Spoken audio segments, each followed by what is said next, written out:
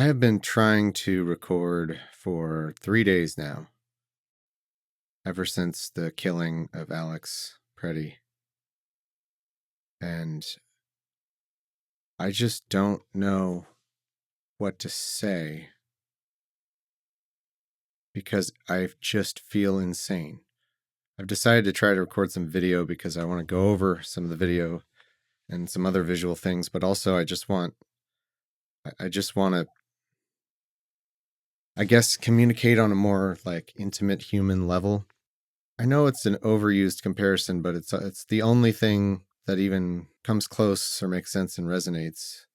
Like, we are in the Nazi times right now. I know there's been a lot of talk about that ever since Trump won, and I'm happy to label a lot of these people Nazis, and they are Nazis, and there have been plenty of Nazis around, but this fascist takeover and this invasion into a U.S. city by a federal force that is accountable to no one, except I guess the president. If that's, I don't see that as meaningful because they're one and the same. So it's like accountable to itself, I guess. This is a new level. It's not that everything that's happening is exactly stuff that's never happened before in the country. There are examples of all kinds of injustices throughout our history that you can look at that bear a lot of resemblance, mostly around the Black community, mostly the awful things perpetrated on the Black community and other minority communities in our country. But this all together, and the addition of ICE, which is only 22 years old or so that's all the history we have there of that. This is new. I'm having such a hard time because I'm looking around and I just don't think people are reacting how they should be reacting to this. I mean, even in Trump 1, again, horrible things happen. There are Nazis, absolutely. There are fascists, but this is the full thing. This is the full fascist takeover. They have set up machinery and they have seized all the levers of power in ways that mean there is no limit to what they can do right now. I've been saying this for a long time because it's felt like there's no limit to what the MAGA, the right, what Republicans will justify. Certainly after January 6th, initially it felt like that was going to change some things because Republicans, even Republican leaders, were talking kind of appropriately about it. But within a few weeks, it became clear that they were going to erase that. And now we're to the point where they're having hearings with Jack Smith and Republicans who were saved, who were protected by Capitol Police, who were in the room with them for these hearings, for the Jack Smith hearings. They're willing to bash them and lie in front of them about what happened. Can you imagine? Can you imagine that level of dishonesty and cowardice and just evil? To be in the presence of some of the Capitol Police officers who saved your life that day, and to have the gall to just lie about them to their faces.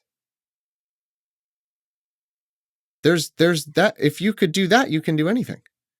If you can do that, and Republicans, Jim Jordan, all those assholes, they've shown they can. If you can do that, you can do anything.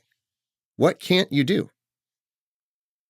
If you could do that, you could murder a mother in her car, shooting her to death from the side when you were in no danger, and justify it. You could murder a nurse who was only trying to help some women who were being bullied and shoved and assaulted by an ICE officer. You could justify shooting him in the back 10 times when he was not a danger. If you can justify that, what can't you justify? We're in it right now. We're in the Nazi times. And I just got to say, as somebody who, my job is making podcasts, and I need to keep doing my job to be able to live. But I have a hard time even doing it, because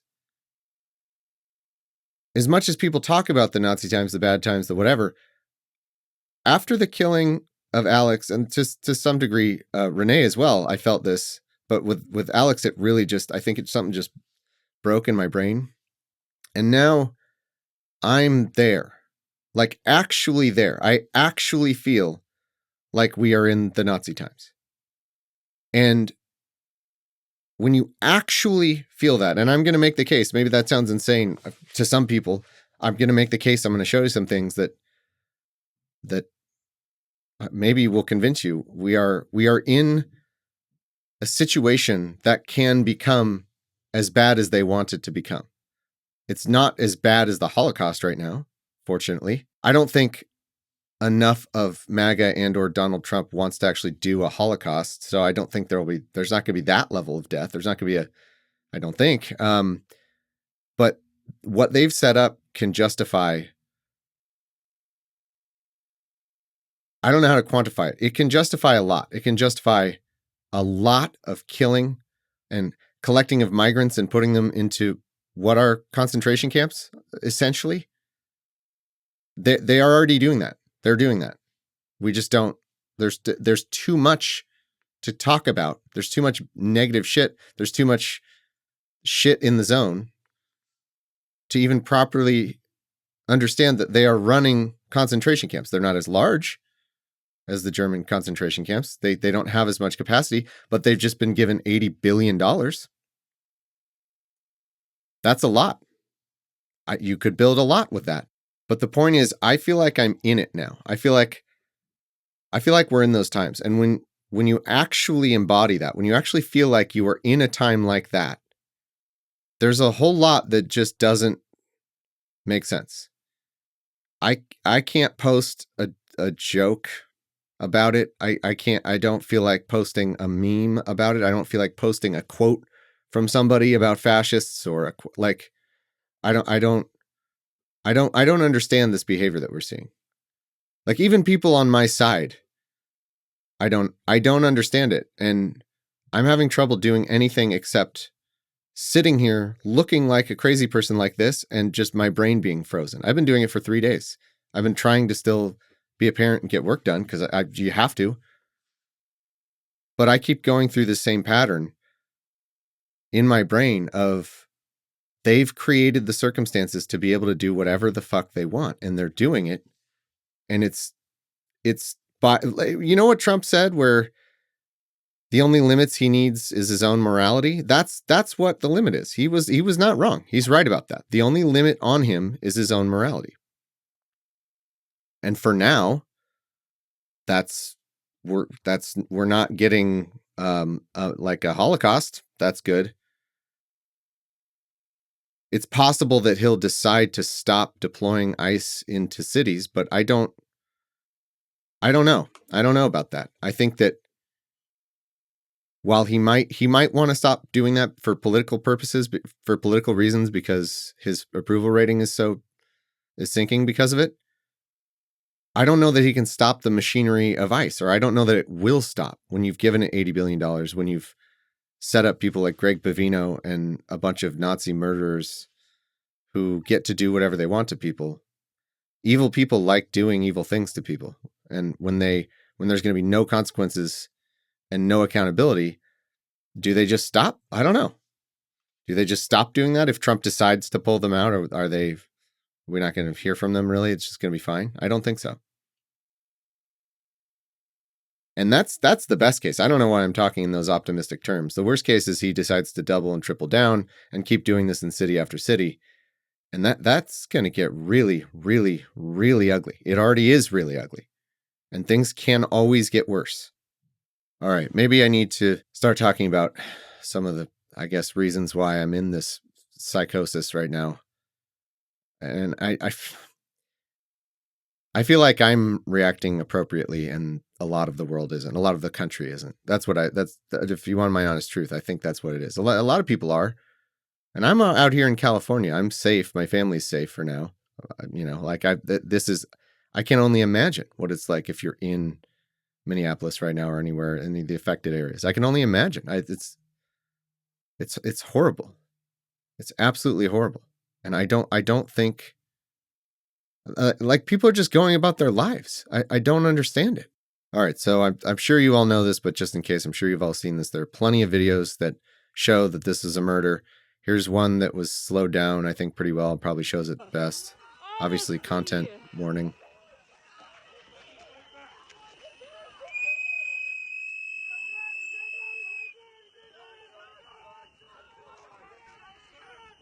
He's shot in the back. Pulls out, murdered in the back. He's no threat right there. He's completely murdered in the back. And then shot 10 times total. He's lying on the ground, shot. I've watched this video 30 times. I didn't used to do things like this, but the fascists are going to lie about it. I can't help it now. We already know this by now. That man right there pulled. You can't see my cursor. The man with the gray jacket. He took his gun. He took Alex's gun. He's no longer armed.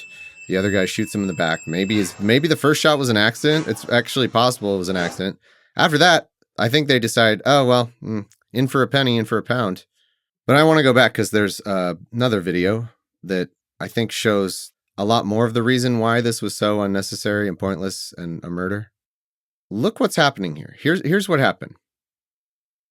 There are two women, one with an orange backpack, and they are going to confront an ICE officer in that second car, in the first car to the left there, that darker vehicle.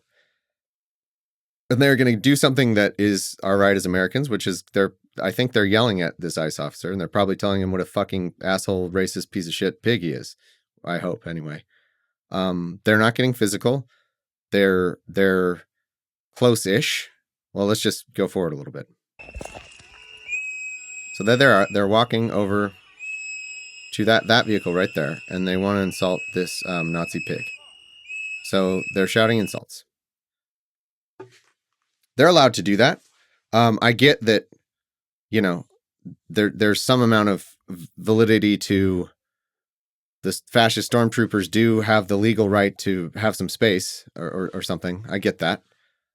So I don't know the exact rules around that, but they are pretty close to him and they're in the street. So I could see him wanting them to get out of the street and even forcing them out of the street, at least in legal ways, in nonviolent ways. Or I could also see him doing nothing. You don't have to do that. If this was not a fascist endeavor, which I think it just definitionally has to be, but let's assume for the sake of argument that it was an ICE officer who just wants to arrest the bad guy they've claimed they were trying to arrest. He could just ignore them. He could ignore them. But let's say he wants to get them out of the street. I get it that ICE, I guess, has the right to do that and get people away from them. I get it. So what happens? So they're insulting him. It almost looks like he does start to walk away. I don't know what happens here. We lose sight for just a sec. There's Alex trying to get another car to go around. He's holding his phone. And now when we come back to them, the ICE officer has shoved them across the street. Because that's the next, right, where we got there. Where did the other backpack woman go? Actually, I don't know. I'm not sure if there's other video that will show that. But so we've got, if we go back there, we've got orange backpack woman and the more brown, I think her jacket is more brown looking from what I can see. And then when we next get sight of them right here, I think that's the brown jacket woman right there. And I believe the backpack woman has been shoved possibly in down or at least over to that officer's right, to our left. And that's when Alex, and I believe this is his voice. I wasn't sure at first, but I'm pretty sure his voice says, don't shove them into the traffic. So he's telling a Nazi piece of shit ICE officer who is shoving women into oncoming traffic to not do that, which is something that I would hope any of us would do. Let's see where we can hear that.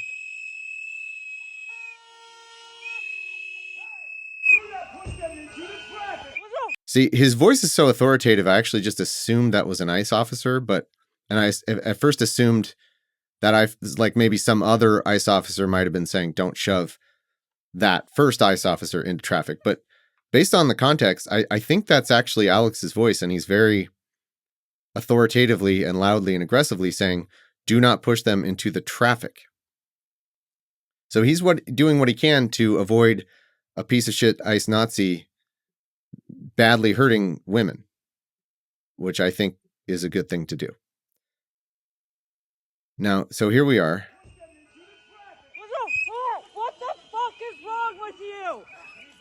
Okay, now when we come back up, is that... Okay, so there's the girl with the backpack.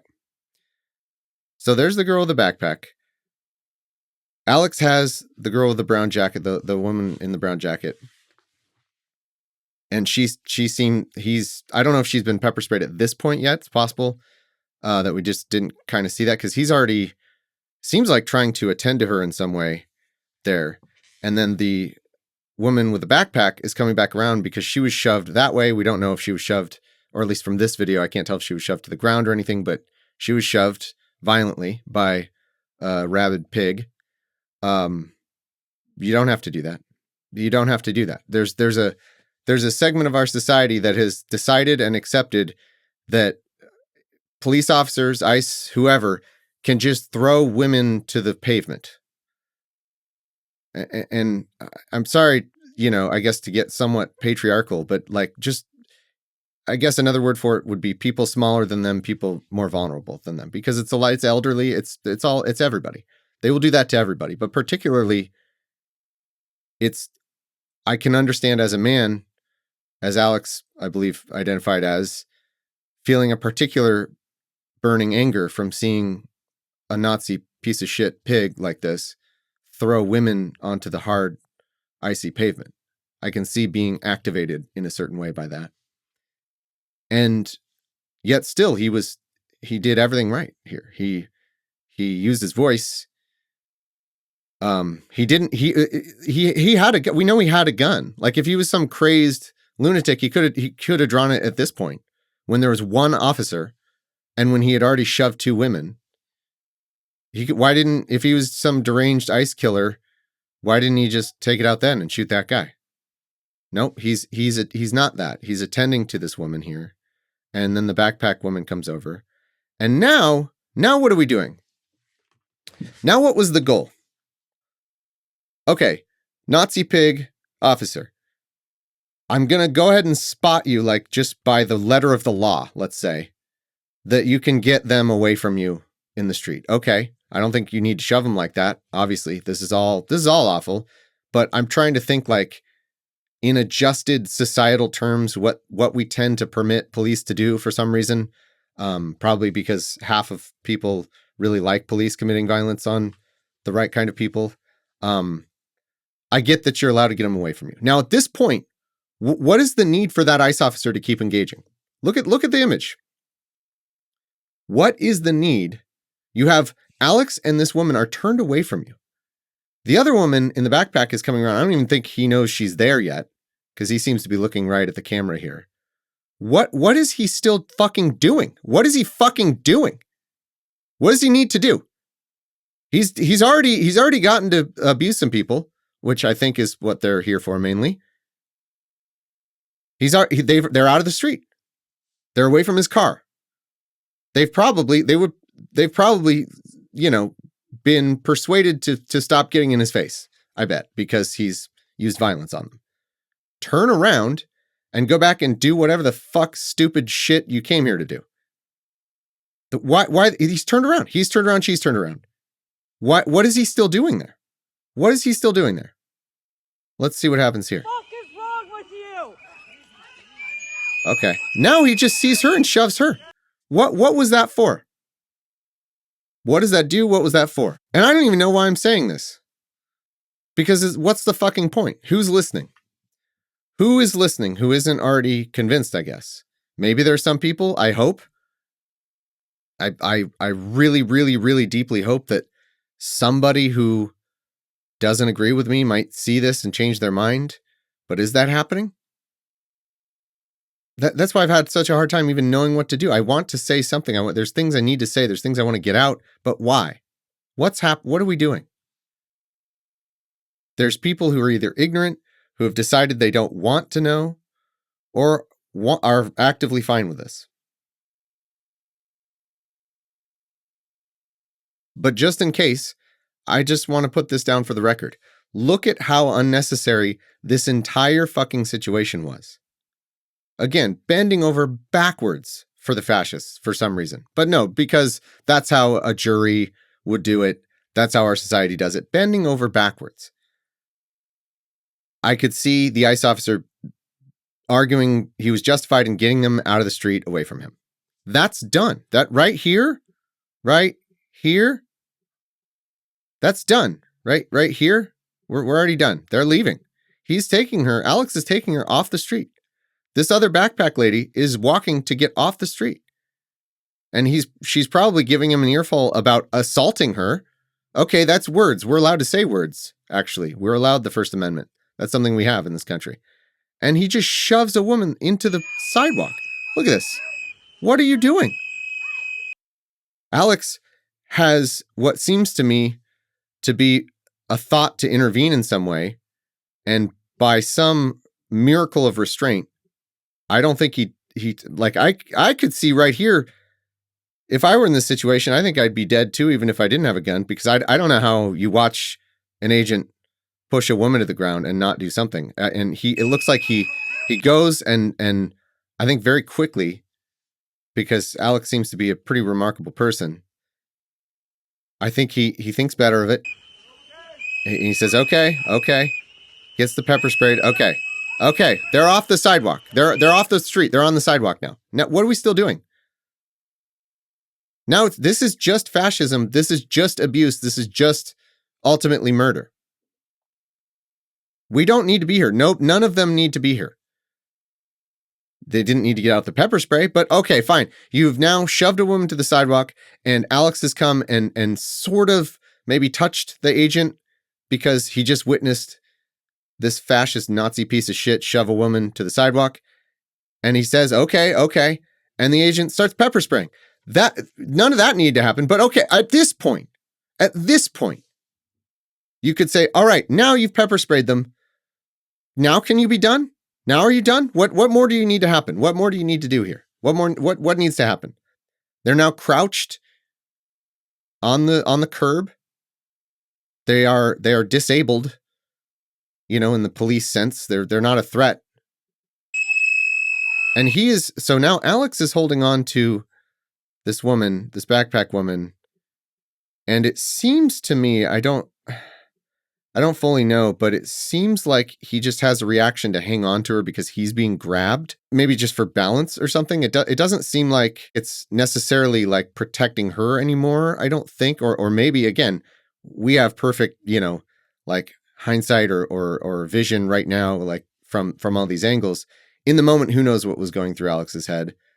All I do know is it had nothing to do with any sort of threat to the ICE agents. But it seems like maybe as they were yanking him, maybe he held on to the woman out of reaction or something. So, because now they start yanking him off. And I think it's possible that ICE agent is like, hey, get away. I need to pepper spray this woman in the face some more. Like, I actually think that's kind of what happened because, never get in between an ICE agent and the woman he wants to abuse. So he shoved her down and he gets in the way a little bit. He's sprayed him. Okay. He's sprayed her and he just kind of covers on top of her. And now I think maybe he is trying to protect her from the pepper spray. Maybe that's why he latches onto her. And so they grab him. And now what, none of this needed to happen. They were off the street. There were no threat. They were off the street. You had already gotten to have your fucking fun, you little piece of shit. You already got to shove them. You already got to pepper spray them. But it's not enough. This is fascism. It's not enough. 100% obedience is the only acceptable behavior to them. 100%. That's fascism. And then we know what happens from here. He's not a threat. He's on his hands and knees. He's shot in the back. For what? for nothing.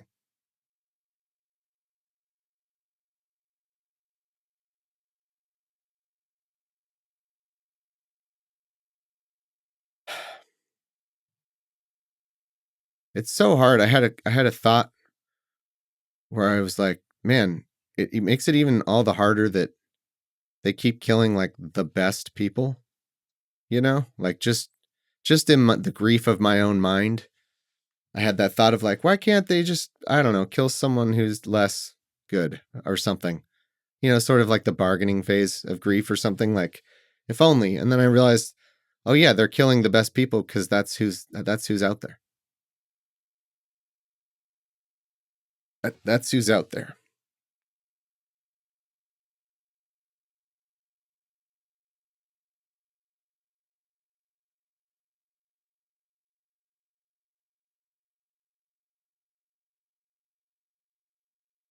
That's who's out there.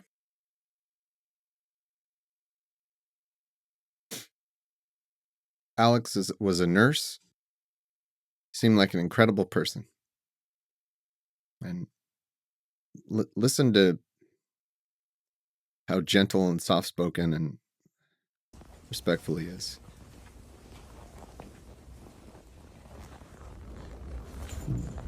A veteran who died in his care. March 30th, 1947, December 10th, 2024. Today we remember that freedom is not free. We have to work at it, nurture it, protect it, and even sacrifice for it. May we never forget and always remember our brothers and sisters who have served so that we may enjoy the gift of freedom. So in this moment, we remember and give thanks for their dedication and selfless service to our nation in the cause of our freedom. In this solemn hour, we render them our honor and our gratitude.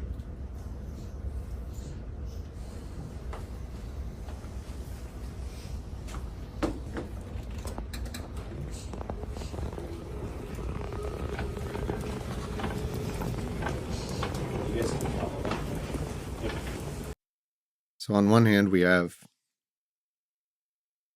a nurse whose final act was trying to protect vulnerable people from the worst people in the world.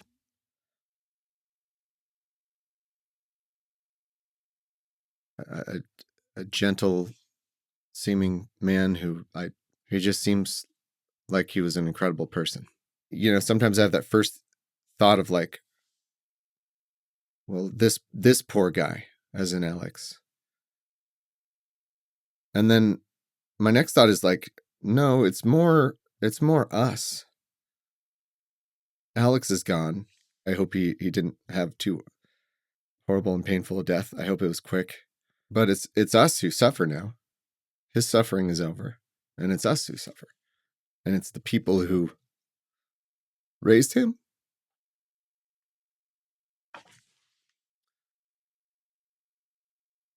and the people who loved him, and the people who knew him,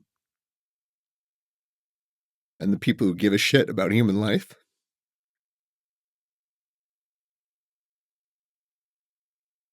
It's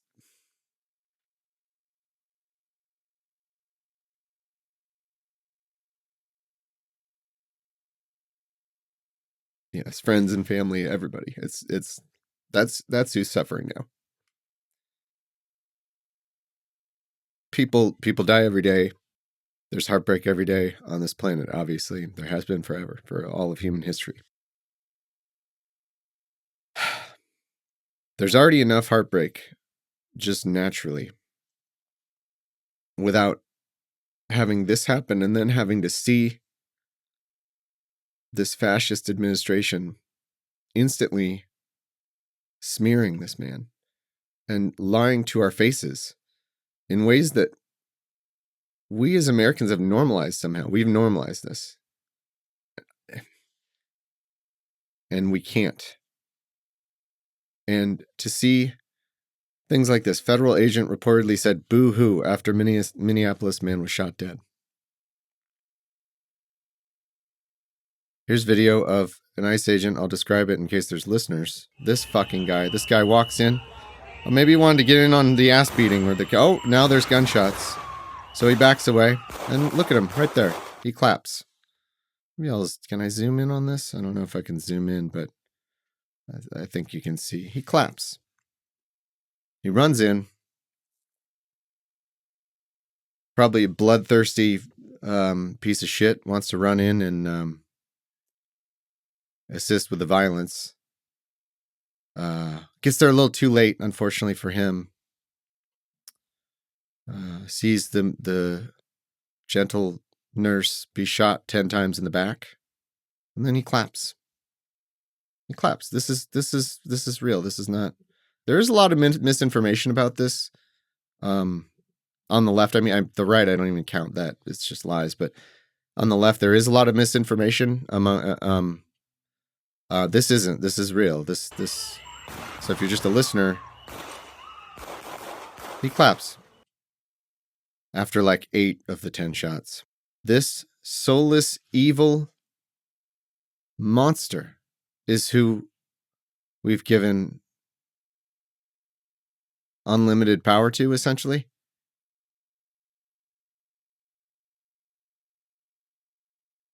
I don't have any response other than just despair.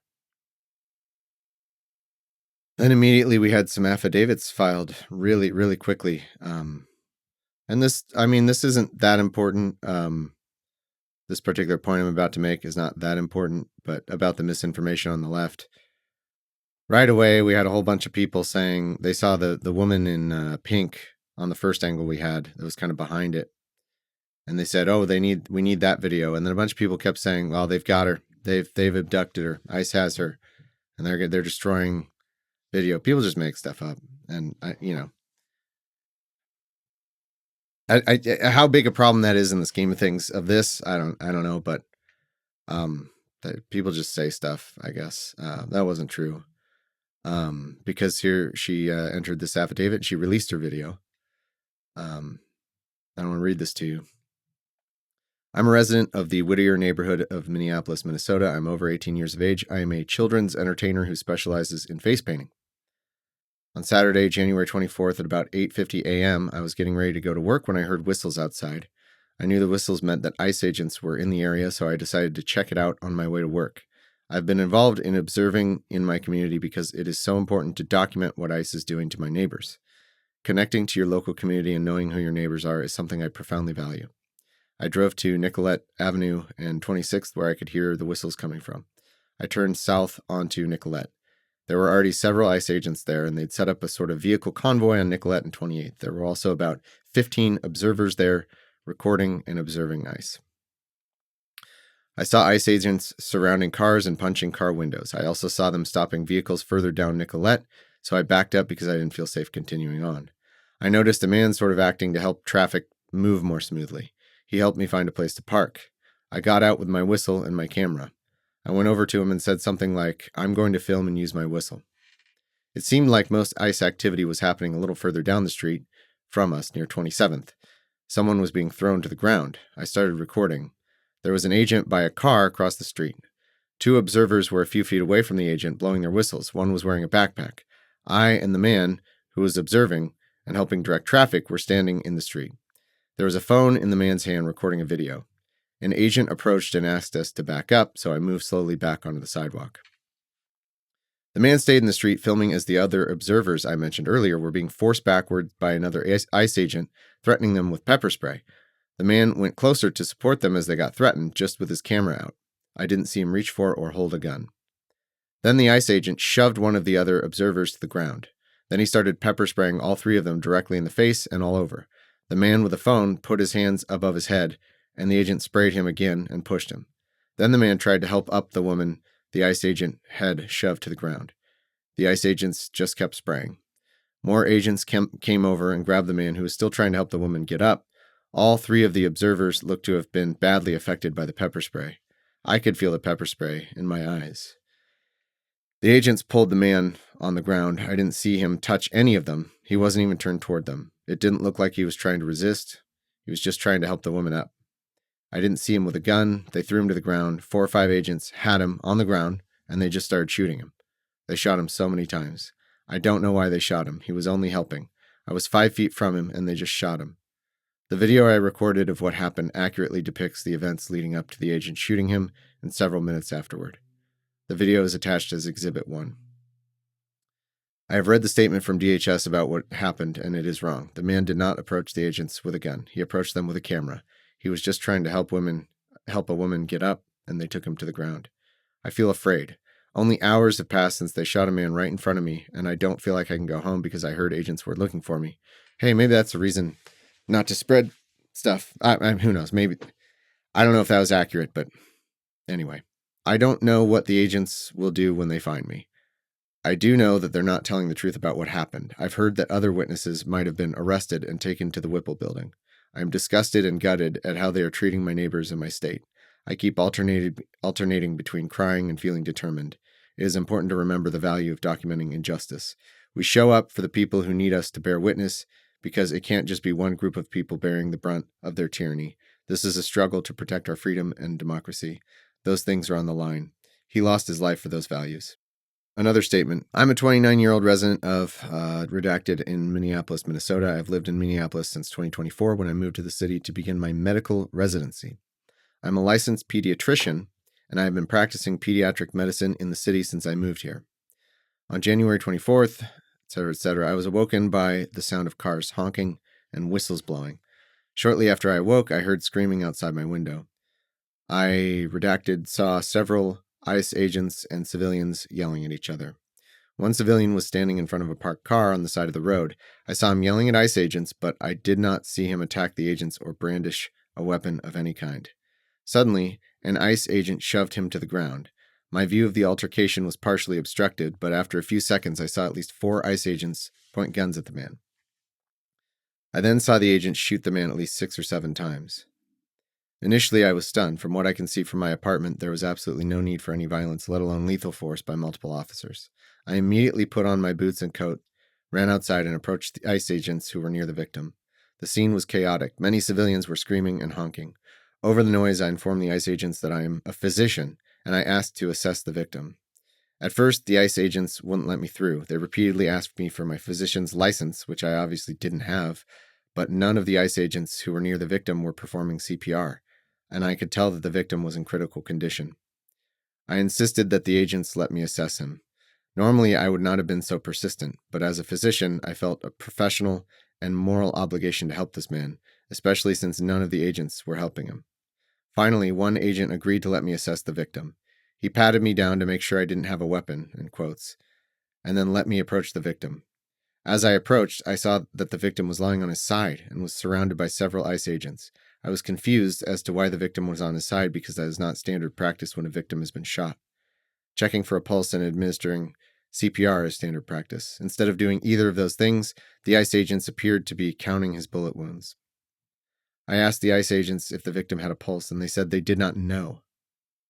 I then asked the agents to make space so I could assess the victim. The victim had at least 3 bullet wounds in his back. I asked the ICE agents to turn the victim from his side to his back. From that position, I saw an additional gunshot wound on the victim's upper left chest and another possible gunshot wound on his neck. I checked for a pulse, but I did not feel one. I immediately began CPR. Shortly after I started compressions, EMS personnel arrived and took over. I remained at the scene for about 5 more minutes, but protesters began to gather and the situation seemed to be escalating, so I left and returned to my apartment. I'm going to keep going because this is a detail I'd not considered since I have never lived anywhere near anything like this.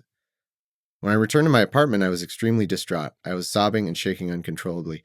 Eventually, I called my sister, who lives in a nearby suburb. I called her for comfort because I did not feel safe in my apartment. I wanted to see if I could stay with her for the day, and maybe even a few days. I also sought advice from a friend who works for the city of Minneapolis. He recommended that I shelter in place because the situation outside my apartment was so dangerous. I was going to follow his advice, but then ICE agents deployed tear gas on the crowd that had gathered below, and the tear gas began seeping into my apartment. I didn't even think about that. Imagine if you live near this, and you just have a toxic hazard in your living space. At that point, I did not feel like I could stay in my apartment any longer. I packed an overnight bag, took the elevator down to the parking garage, and drove about 6 blocks to a friend's house. I was still crying and shaking at that point, and I was barely able to speak. I drove to my friend's house because it was close, and I wanted time to collect myself before driving 30 minutes to my sister's house. I'm devastated by the killing of a Minnesotan by multiple federal immigration agents. From what I could tell, the victim was not actively threatening ICE agents or the public. He was just yelling at the agents because he objected to ICE's presence in our city. A person should not be shot and killed for lawfully expressing their opinions. I'm not sure when I will return to my apartment. I do not feel safe in my city. In less than 1 month, ICE agents have shot and killed 2 people for protesting and observing their actions. I worry that I or someone I love will be shot and killed for voicing their displeasure and being in the wrong place at the wrong time. I think any human being might ask at this moment, how could you possibly justify this? Again, it's already awful, obviously, that police killings happen. And sometimes I'm sure they're justified. Sometimes I'm sure. A lot of time they're not justified. That level of tragedy and killing, I suppose, is easier to cope with when you know that's a quote-unquote bad egg or somebody who's going to be punished or possibly going to be punished. I mean, that's not, again, it's not acceptable or anything, but that's one level of awful. It's another thing entirely when there's not going to be any accountability at all, and there's going to be lying, and there's going to be smearing of a man who really, really didn't deserve it. I could go through a lot of it. I could talk about Nome, but I think I want to focus on Bovino because there's some stuff he said that's really. I don't think I've ever felt so much hate and anger for a person. The things that I wish could happen to Bovino. So here's a press briefing. Good afternoon. Thank you all for being here today. I'm Gregory Bovino, and I have the privilege and honor of leading United States Border Patrol and Customs and Border Protection. I just want to shout "fuck you" in over Minneapolis. All this, but I'll refrain. Some of those brave men and women of Border Patrol and Department of Homeland Security law enforcement join me here today to show support for all federal law enforcement who have been under constant attack in Minneapolis for weeks now. This morning was no different. At 9:05 a.m. Central Standard Time, as DHS law enforcement officers were conducting a targeted operation in Minneapolis against an illegal alien, piece of shit Jose Huerta Chuma. You can see this illegal alien on the screen to my left and right. That is Jose Huerta Chuma, whose criminal history includes domestic assault to intentionally inflict bodily harm, disorderly conduct, and driving without a valid license. During this operation, an individual approached U.S. Border Patrol agents with a 9mm semi-automatic handgun. Nope, that didn't happen. The agents attempted to disarm the individual, but he violently resisted. No, he didn't. Fearing for his life and the lives and safety of fellow officers, he was forced to shoot him in Border the back. Patrol agent fired defensive shots. Defensive shots in the back. Can you have defensive Medics shots on the in scene immediately delivered medical aid to Medics the in the subject, scene. but the subject was pronounced dead at the scene. The suspect also Now he switches to had suspect, by the way. So he said subject, and then he switches to suspect. What's he a suspect of? What the language? I just want to take you through some of the. I mean, it's not like it's subtle, but the way this fascism, this guy Bovino, he needs to be in prison. He needs to be worse than in prison, in my opinion. The ways that he's going to talk about people, a murder victim who was shot for no fucking reason. He first says subject, which, okay, and then he switches to suspect. Subject was pronounced dead at the scene. The suspect also had 2 loaded magazines and no accessible ID. This looks like a situation where an individual wanted to do maximum damage and massacre law enforcement. What are you talking about? Then, about 200 rioters arrived at the scene and began because to you did a and public assault execution. law enforcement. Crowd control measures have been deployed for the safety of the public and law enforcement. This situation is evolving, and more information is forthcoming. The officer was highly trained and had been serving as a Border Patrol agent for 8 years. The officer has extensive training as a range safety officer and less lethal officer. I want to take a second to make this point because this happened with Rene Good as well. While it is true that these ICE agents are incompetent pieces of shit who aren't receiving training because they shortened the training length to 47 days to honor their dear God and leader, Donald Trump, the 47th president, that isn't the issue here. Again, it's kind of remarkable. 2 for 2 with these murders are from veterans with, I think the first one was 10 years, I want to say, and this one's 8 years experience. So if the training's not the issue, what is the issue? Could it be that this is how they want to act? Could it be that this is how ICE agents, especially now, want to conduct themselves, even when trained? Could that be? It would almost be better if we could point to an incompetent Nazi who got hired yesterday. That would almost be a bit of a relief. But no, it's the highly trained people who are committing the murders and doing the executions. So it's not a matter of training. That's not going to help. Both 2 for 2. It's incredible. As mentioned, this is only the latest attack on law enforcement. Across the country, the men and women of DHS have been attacked, shot at, doxxed, had their family members threatened. And, as we have seen, more than 100 vehicle rammings over the past year against federal law enforcement. To quote your fucking Nazi officer, boo-hoo. We will not allow violence against our law enforcement officers, and we need state and local help, state and local law enforcement, to help us coordinate to get violent criminals off the street. Mayor Fry and Chief O'Hare just a few minutes ago did the opposite of that by omitting the fact that the suspect had a gun and magazines full of ammunition.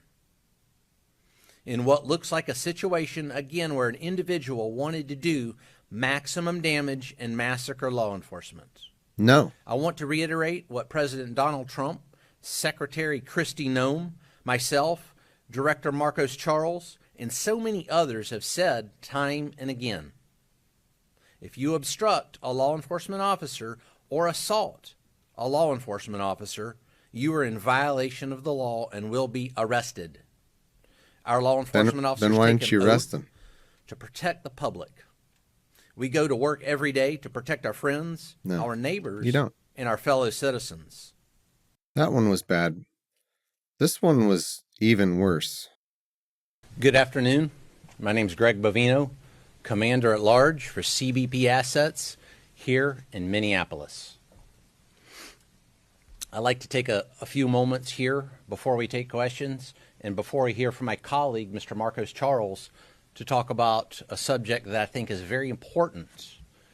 So we're about to listen to an idiot, fascist, lecture us in the stupidest terms that I don't have words for how fucking stupid this is. And the smugness with which it's delivered. But it explains a lot about his fascism and explains a lot about their mindset. Given the events over the past couple of days. And that topic is the topic of choices. Choices. Choices. What a philosopher. Now, choosing or making a choice is one of the only true freedoms that any of us really have.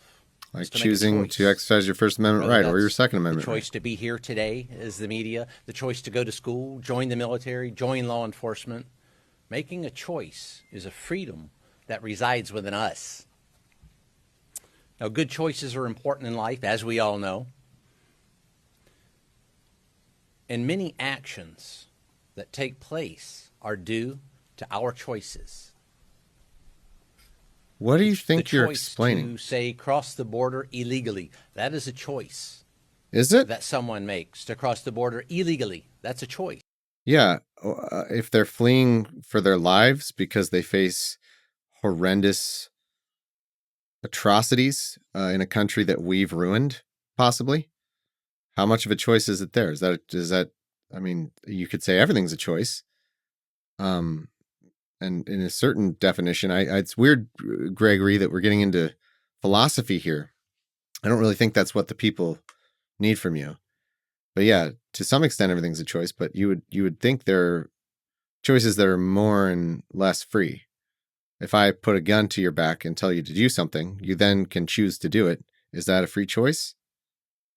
If you're fleeing awful conditions in a country because you have really no other options and you have a family and you want to do what you can for them, is that a choice? Is that a free choice? The choice not to utilize the CBP Home app, that's a choice. Not standing in line and doing it the right way, that is a choice. And there are always actions that result from our choices. When you choose to use your 5-year-old child as a shield to evade law enforcement, that is a choice that someone makes. And there are actions and consequences that result from that choice. Or when you're a politician or a community leader, you make a lot of choices there, some very important, wide-ranging, and in-depth choices. In-depth choices? When, as a politician, if you choose collusion and corruption as a choice, then there are consequences and actions that take place because of that. That's one reason the U.S. Border Patrol and ICE are here in Minneapolis by the thousands, is because of those choices. When politicians, community leaders, and some journalists engage in that heated rhetoric we keep talking about, when they make the choice to vilify law enforcement, calling law enforcement names like Gestapo, or using the term kidnapping, that is a choice that is made. There are actions and consequences that come from those choices.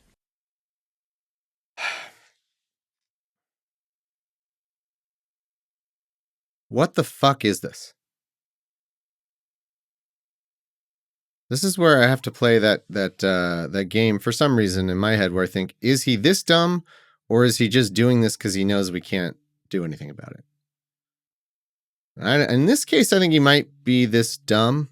I think that's tough to say. But the idea that this explains something. Here, I need to explain something to you all. Choices, okay? When you make choices, there's actions and consequences that happen. Okay? Don't choose to kill a man in the street. What do you think this explains? Who's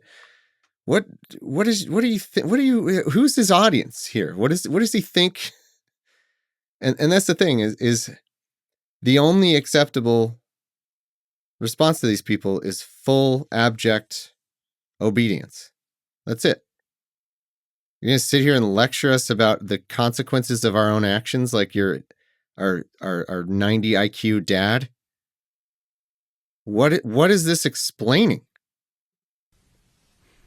And then when you choose, and also when someone Border Patrol and ICE, their job is not to reduce fraud among politicians or whatever he's talking about. That has nothing to do with anything.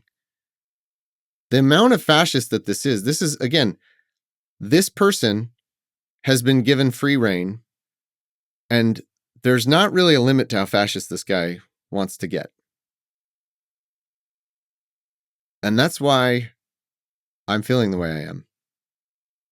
There's a lot more, but just think on that. This person has no consequences.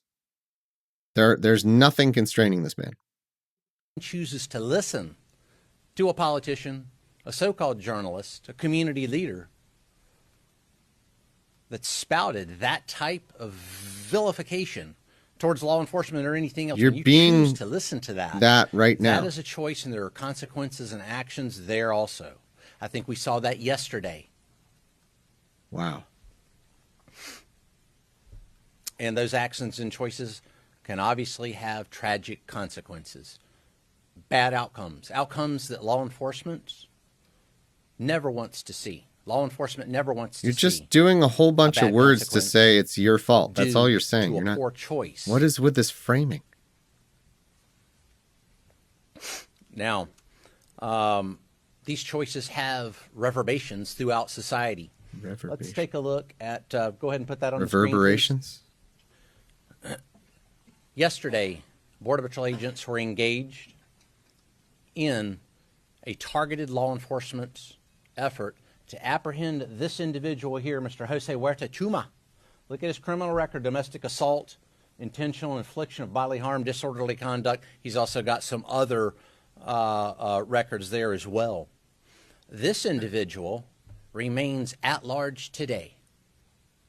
So does the murderer who executed Alex in the street, this or is the individual murderers. on that targeted law enforcement efforts that Border Patrol agents were engaged in yesterday when they were disrupted, assaulted, Oh, no. and prevented from conducting that Title VIII mission by individuals intent on making the choice but just to riot, to create anarchy, and to be a violent mob. what are you talking about, man? So let's pretend they were trying to get this guy. Okay. We saw the video where there's some women shouting at an ICE agent. He can just ignore them. I would think a good ICE agent would be able to be like, oh, well, that's not important because I need to apprehend this horrible guy that we're trying to apprehend. And he had multiple chances to just leave and just go do that. Even after he got to do a little bit of abuse of citizens, because they have to do that. This individual, He had every choice. He had every opportunity to make the choice to not fucking do that. Of those choices made by politicians and Oh, those it's only because perhaps weaker-minded constituents. Perhaps weaker-minded constituents. What he's going to get to eventually is everyone makes choices except them. What ICE and Border Patrol does and what Greg Bavino does, that's inevitable. And that's not me making the criticism. That's his actual view. That's his actual view. That chose to follow directions of those politicians. Sad state of affairs. Now, enforcing the law is not a choice. See? I choose to be a Border Patrol agent. Mr. Marcos Charles chooses to be an ICE agent, but enforcing the law, that's not a choice. That actually is. That is a duty. As we all know, those laws were enacted by Congress, signed by the executive, and upheld most of the time by the judiciary. Okay. Those are the laws of our land. That is our duty. If every time someone goes 1 mile an hour above the speed limit, does it have to be enforced? Is it inevitable that that's enforced?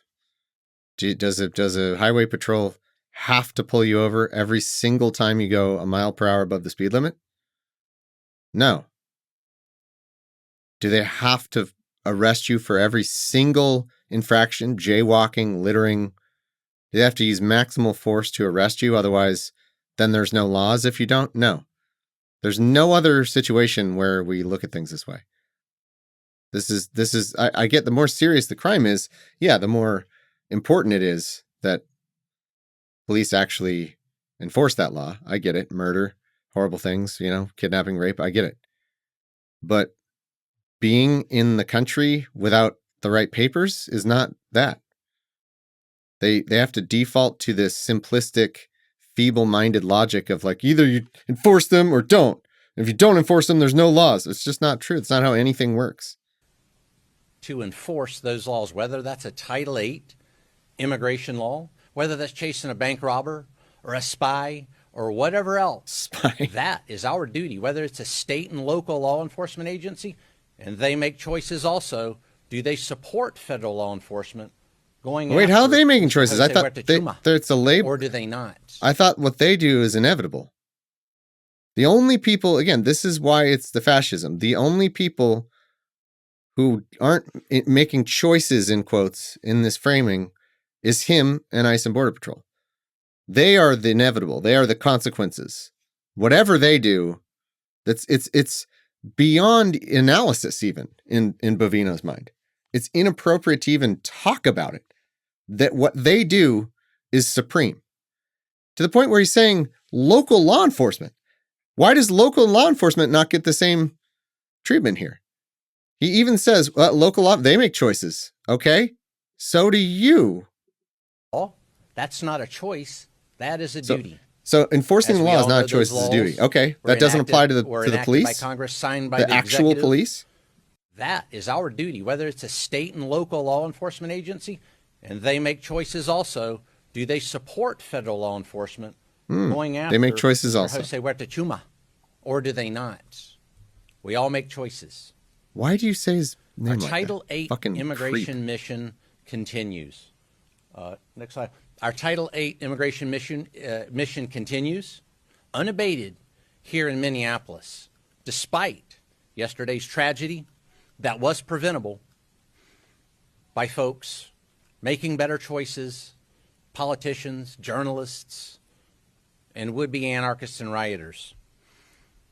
Not This ICE, though. individual from Laos was apprehended within the past 24 hours. This operation continues unabated. This is evidence of that. We will continue to make these streets a safer place. It is our duty, because we choose to be Border Patrol agents and ICE agents, to take individuals like that off the streets so we can make Minneapolis and America a safer Take your place. fucking selves off the street. That Thank would make you. it safer. Let's skip to where he's going to take questions and see if there's anything here. Commander Rubino, Commander Rubino, Commander Rubino. He was previously in federal immigration custody in 2018 at a jail in Minnesota, and then was released under the Trump administration. Yeah, so the Trump administration, Trump 1 Trump released got a choice. Chuma. That was also a choice to release this individual. It's also a Yeah, choice. they were That doesn't matter. Obviously, to detain him. What's So the if he point was of this? Released in 2018 from federal immigration custody. Why would that be the case? Why was that choice made? Yeah, What do you I think don't know he's gonna the answer? Particular case in 2018 that you're talking about, but this individual that we, you want to put that back up there, please? That individual is now an illegal alien. It's my mission to find this illegal alien before he harms another American citizen and does harm. That's what I'm after there. Yesterday from different angles, and at no point do we see Alex Pretti brandishing a weapon. DHS Secretary Kristi Noem said that he was brandishing a weapon, and in the video we see him on the ground with his hands on his head. We see an officer leaving what it appears to be with the weapon after he extracted it from Pretti's waist area. Did the officers see the weapon? Did they see him brandishing the weapon at him? Sure. Many videos out there, many different accounts that you may see, that I may see, that anybody here may see. That, folks, is why we have something called an investigation. Which you're to take not what you're doing, talking which the about, FBI is to not take those doing. videos. To take DHS is witness investigating statements, itself to take officer statements for no all real those reason. minute details that will paint a true picture, not a freeze frame concept, and paint a larger picture of what really happened. That is why we investigate, so we can get to the truth, so there's not speculation. Speculation after 24 hours, you've got a lot of speculation in there. That officer, let's think of what those agents were doing on that scene, making a split-second decision. You've had 24 hours to try and armchair quarterback things. That agent had a split second to make a decision. But with all due respect, Commander, Secretary There's no Noem due is respect. not waiting No. for an investigation. Who's next? And then right here. Commander, was Alex Pretti armed when he was shot? Again, the investigation is going to uncover all those facts, things like how many shots were fired, where were the weapons 10 located. shots. All those facts Not on are Alex going to Pretti. come out It in was the taken from him. investigation. I wasn't there wrestling that assaultive subject that was assaulting Border Patrol agents.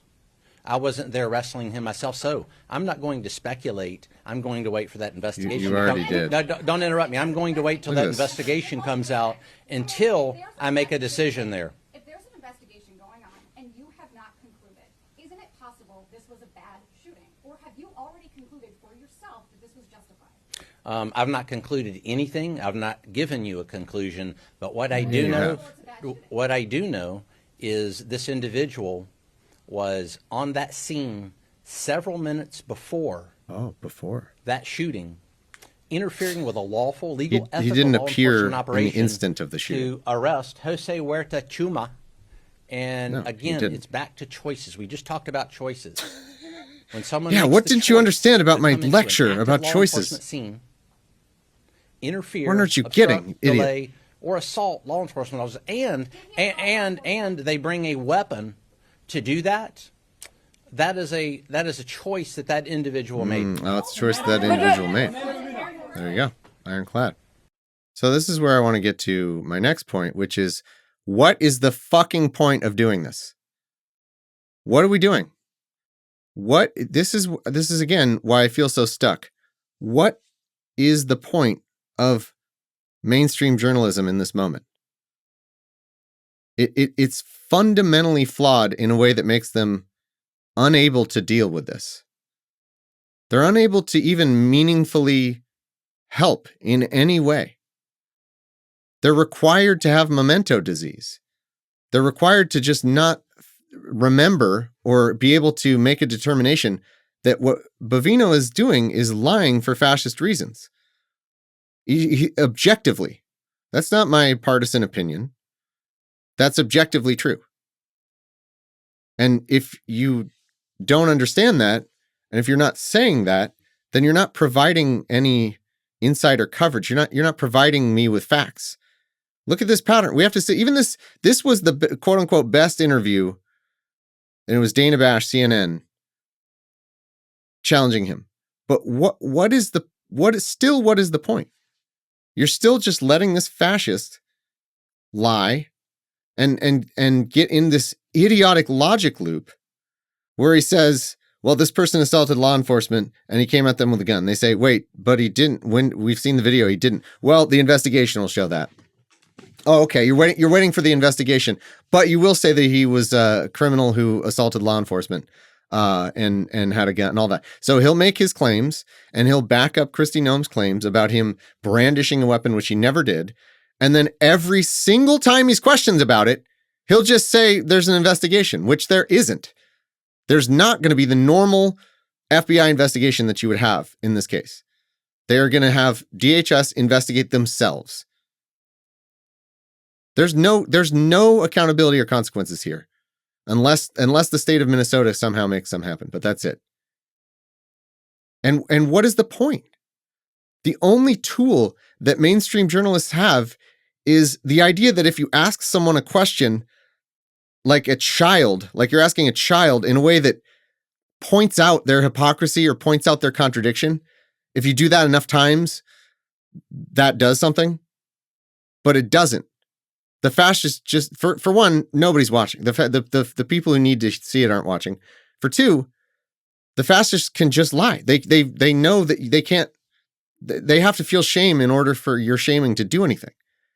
And yet we still do this. We're on 10 years of treating fascists like normal people and normal politicians and asking them questions. Why are you asking them questions? What does that do? What does it do? It does nothing. And then afterwards, you have to be like, oh, thank you so much for coming and answering questions. Thank you. All due respect. Thank you. Oh, Mr. Bivio, thank you for joining us. Thank you. Let's watch this. Man, this is long, but this is really interesting. Sir, you are still in Minneapolis, and I want to get to a lot of questions that we have that are unanswered. First and foremost is that Alex Pretti approached Border Patrol agents with a 9mm semi-automatic handgun. I want to go back to one of the videos, and I know you can see it there, and I want to ask you. Okay, you're going to try to have him watch the video. I'm going to skip ahead. Did he at any point pull out his weapon? Dana, good morning, and thanks for having me. The weapon, and we do know that the suspect did bring a weapon, of what? A loaded 9mm high-capacity handgun to a riot. We do know that. Wasn't a riot. As far as what happened in that intervening moment with the video that you just showed, that's going to come to light through the investigation. No, it's in the video. That's being investigated. We already saw it. Those facts and those questions will be answered soon enough. They won't. Okay. So she's going to try again. Oh, wow. Homeland Security Secretary is not waiting for. Let's ask a question that points out the investigation to take hypocrisy. place This'll do it. before saying that Alex Pretti was, quote, brandishing a weapon. Let's go to video She's got 7, him. because, of course, you know this far better than I. The definition of brandishing is waving or flourishing something, especially a weapon, as a threat or an anger and excitement. That's just a still photo of We've got him what now. Alex Pretti appears to be holding. There is nothing that we have seen that showed him, as Secretary Noem said, brandishing a weapon. Have you, sir, seen something different? Yeah, to maybe he's support got what some the different Secretary evidence. said? So what a great question. Dan, I think what we need to take a look at here is the situation in its totality. What happened leading up to this situation? Well, we know nothing. The suspect decided to inject himself into a law enforcement action. What's not being said here is the fact that Border Patrol agents and law enforcement were conducting a targeted law enforcement effort against a violent, illegal alien that was nearby. Blah, blah, and blah, blah. that suspect injected himself into that law enforcement situation with a weapon. He wasn't anywhere near. And what happened between when that situation first came about and the shooting, that's going to be investigated, and we're going to get to the All right, to the that facts did of it. that. Well, you Cool. said Now, okay, let's yesterday ask that a question this here. looks We'll like get a him. situation where the individual We'll get wanted him, to Dana. do maximum damage and massacre That's a law lie. enforcement. Okay. What evidence We've got do you him. have that he We've got wanted him. to massacre What law enforcement? evidence, Because guys? all the videos- What's the point of this question? Hey, what evidence do you have? Do you have other evidence that doesn't exist? They teach you not to do this in like relationships and in parenting. Don't ask questions that you know the answer to. They're just condescending. Like, oh, really? Did you steal the thing? Like, you don't do that as a parent. Why is that all journalists can do? That's all they can do. This is a flaw in journalism. The thing they do is useless. Useless. Oh, you've got him. You pointed out his that lie. Here we have, and I go. do wanna, we just have a still shot up Ah, now. we've but got. I Oh, do, here we Control go. Room, wanna That'll get him. play, one of the other videos. Let's play video number Ooh, 1 we've done so much again. research. Let's play this other video. It This will doesn't get look him. anything like he's Hey, trying great. to Oh, massacre I gotcha. law enforcement. In fact, he was filming, and then it looked like he was trying to help another individual there who was pushed down by law enforcement, and then they went after him. In fact, I believe that the fantastic training that our law enforcement partners have, the fact that they're highly trained, prevented any specific shootings of law enforcement. So good job for our law enforcement in taking him down before he was able to do that. And again, Dana, let's look at why he was there in the first place. Was he simply walking by and just happened to walk into a law enforcement situation and try to direct traffic and stand in the middle of the road and then assault, delay, and obstruct law enforcement? Or was he there for a reason? Did he fall victim to that violent and heated rhetoric by a Mayor Fry, a Governor Waltz? Look, Dana, they're trying to portray Border Patrol agents and ICE agents as Gestapo, Nazi, and many other words. Did this individual fall victim, as many others have, to that type of heated rhetoric? I want to stay focused on this incident right now, because what you were saying is that he went there to try to stop this law enforcement operation. All of the video that we have seen shows him documenting with his cell phone. This one will do it, guys. A lawful thing to this will do it. And the I think only this is the time one. he seemed to interact he's with going to law cry and enforcement he's going to is say, when "You're they right. I'm went so after sorry. him I'm a fascist when liar." he was trying to help an individual got me. who law enforcement pushed I've been down. confronted with the where truth. do you have the evidence to show that he was trying to impede that that law enforcement operation? Sure, Dana, first he was there in the scene. He was in the scene actively impeding and assaulting law enforcement to the point. But that's not illegal. He wasn't Dana, impeding it. He was filming it, which is a legal thing to do in the United States of America. Dana, let's don't freeze frame adjudicate this now. Yeah. Don't freeze he frame was there adjudicate. for a reason. What does that mean? And that reason was to impede law enforcement to the What point. evidence do you have of that? And here's a good point, Dana, is the fact that de-escalation techniques were utilized during this action. Those de-escalation techniques techniques, whether it was physically trying to remove them from that law enforcement scene, that active law enforcement scene in which law enforcement were going after a violent illegal alien, or the use of pepper spray, which is another de-escalation technique. Those techniques did not work. Yeah, they didn't work. Officers What do you mean they didn't always work? try to use He was the on the minimum ground. amount of force necessary They were out of the to picture. either effect an arrest, which in this case was more than likely 18 U.S.C. 111, assault on a federal officer, or Where did he delay, and assault? obstruct. Where did he assault a federal officer in any of the video that you have seen?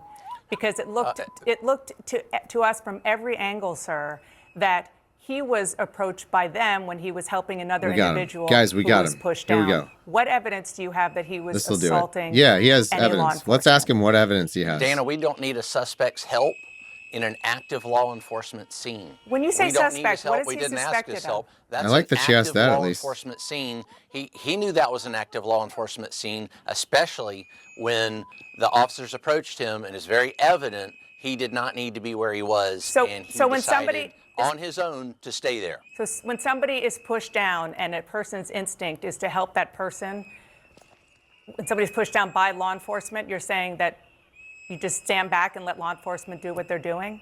I mean, is that really human nature? You know, Dana, every situation is different. Every situation is different. What our officers are faced with here This is in meaningless, Minneapolis vapid, nothing are talk. chaotic, It's just very fascism difficult noises. and violent situations in which individuals, and this suspect No is not the information only is one to provided bring by this. a loaded weapon to a riot. The Not a riot. situations There are wasn't a riot chaotic at and this ever point. changing. Follow directions for law enforcement. Don't inject yourself knowingly beforehand into a law enforcement situation. With respect, it feels There's as no though respect. in Why are you some saying ways that? you're blaming the victim here. The victims are the Border Patrol The agents. victims I'm are not the- blaming you the ready Border for this? Patrol agents. The victim are the Border The Patrol victims are the agents. Border Patrol, the suspect poor put people who had to himself murder a in guy. that situation. The victims are the Border Patrol agents there. I want to go back to the gun, sir, because I Here we think go. this We got is him. really critical. This will do it. You can see an agent, and I just want to go to. What are we doing? let's What's see the here. point? Video What is the 5. point? You can see a screenshot of an agent in a green jacket approach Pretti, and then he appeared to take a gun away. When the agent took the gun away, which it seems as though it was Pretti's gun, that happened before Pretti was shot. We got him. Why was an unarmed man shot multiple times?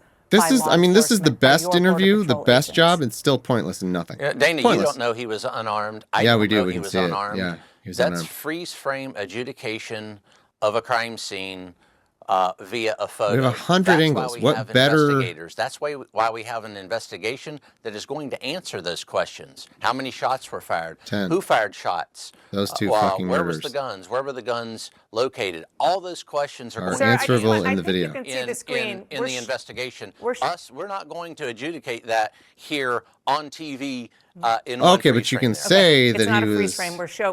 We're showing a video of one of your agents taking the gun away, and that happened What are we before doing here? Pretti was shot. Dana, CNN. We don't all know of that media? agent was taking any gun away. That could have been the agent's, because we don't know that. The facts are going to come We don't know to anything. light. We So don't know you're who just we are. reading We don't know the where video. this is. That's what happened. With an investigation. That's why we investigate. Well, with Investigating respect, would you mean say watching that's why this we video like investigate, we're but you're doing. also drawing other conclusions that sort of fly in the face of waiting for an investigation. I just want to also go back to what I was asking about with regard to what Secretary Noem said, that he was brandishing a gun. At any point, do you have any evidence that, yes, he had a gun on his person? Was he brandishing it? Was he a What threat is the because he had a point gun of this in question? his hand Do you have evidence of that? that put law No, enforcement he doesn't in have danger? evidence of that. You know it. I know it. We all know it. We heard the law enforcement officer say gun, gun, gun. So at some point, they knew there was a gun. They knew there was a gun. Again, that is going to be part of that investigation as to what was happening on the ground there between those victims, the Border Patrol agent victims, and the suspect. Both the police chief in Minneapolis, O'Hara, and Governor Walz say Pretti was legally licensed to carry a concealed weapon. So are you saying it's not okay for him to exercise his Second Amendment right, not to mention his First Amendment right to be there in the first place, but his Second Amendment right to carry a gun? And if you do, you can be shot by federal law enforcement?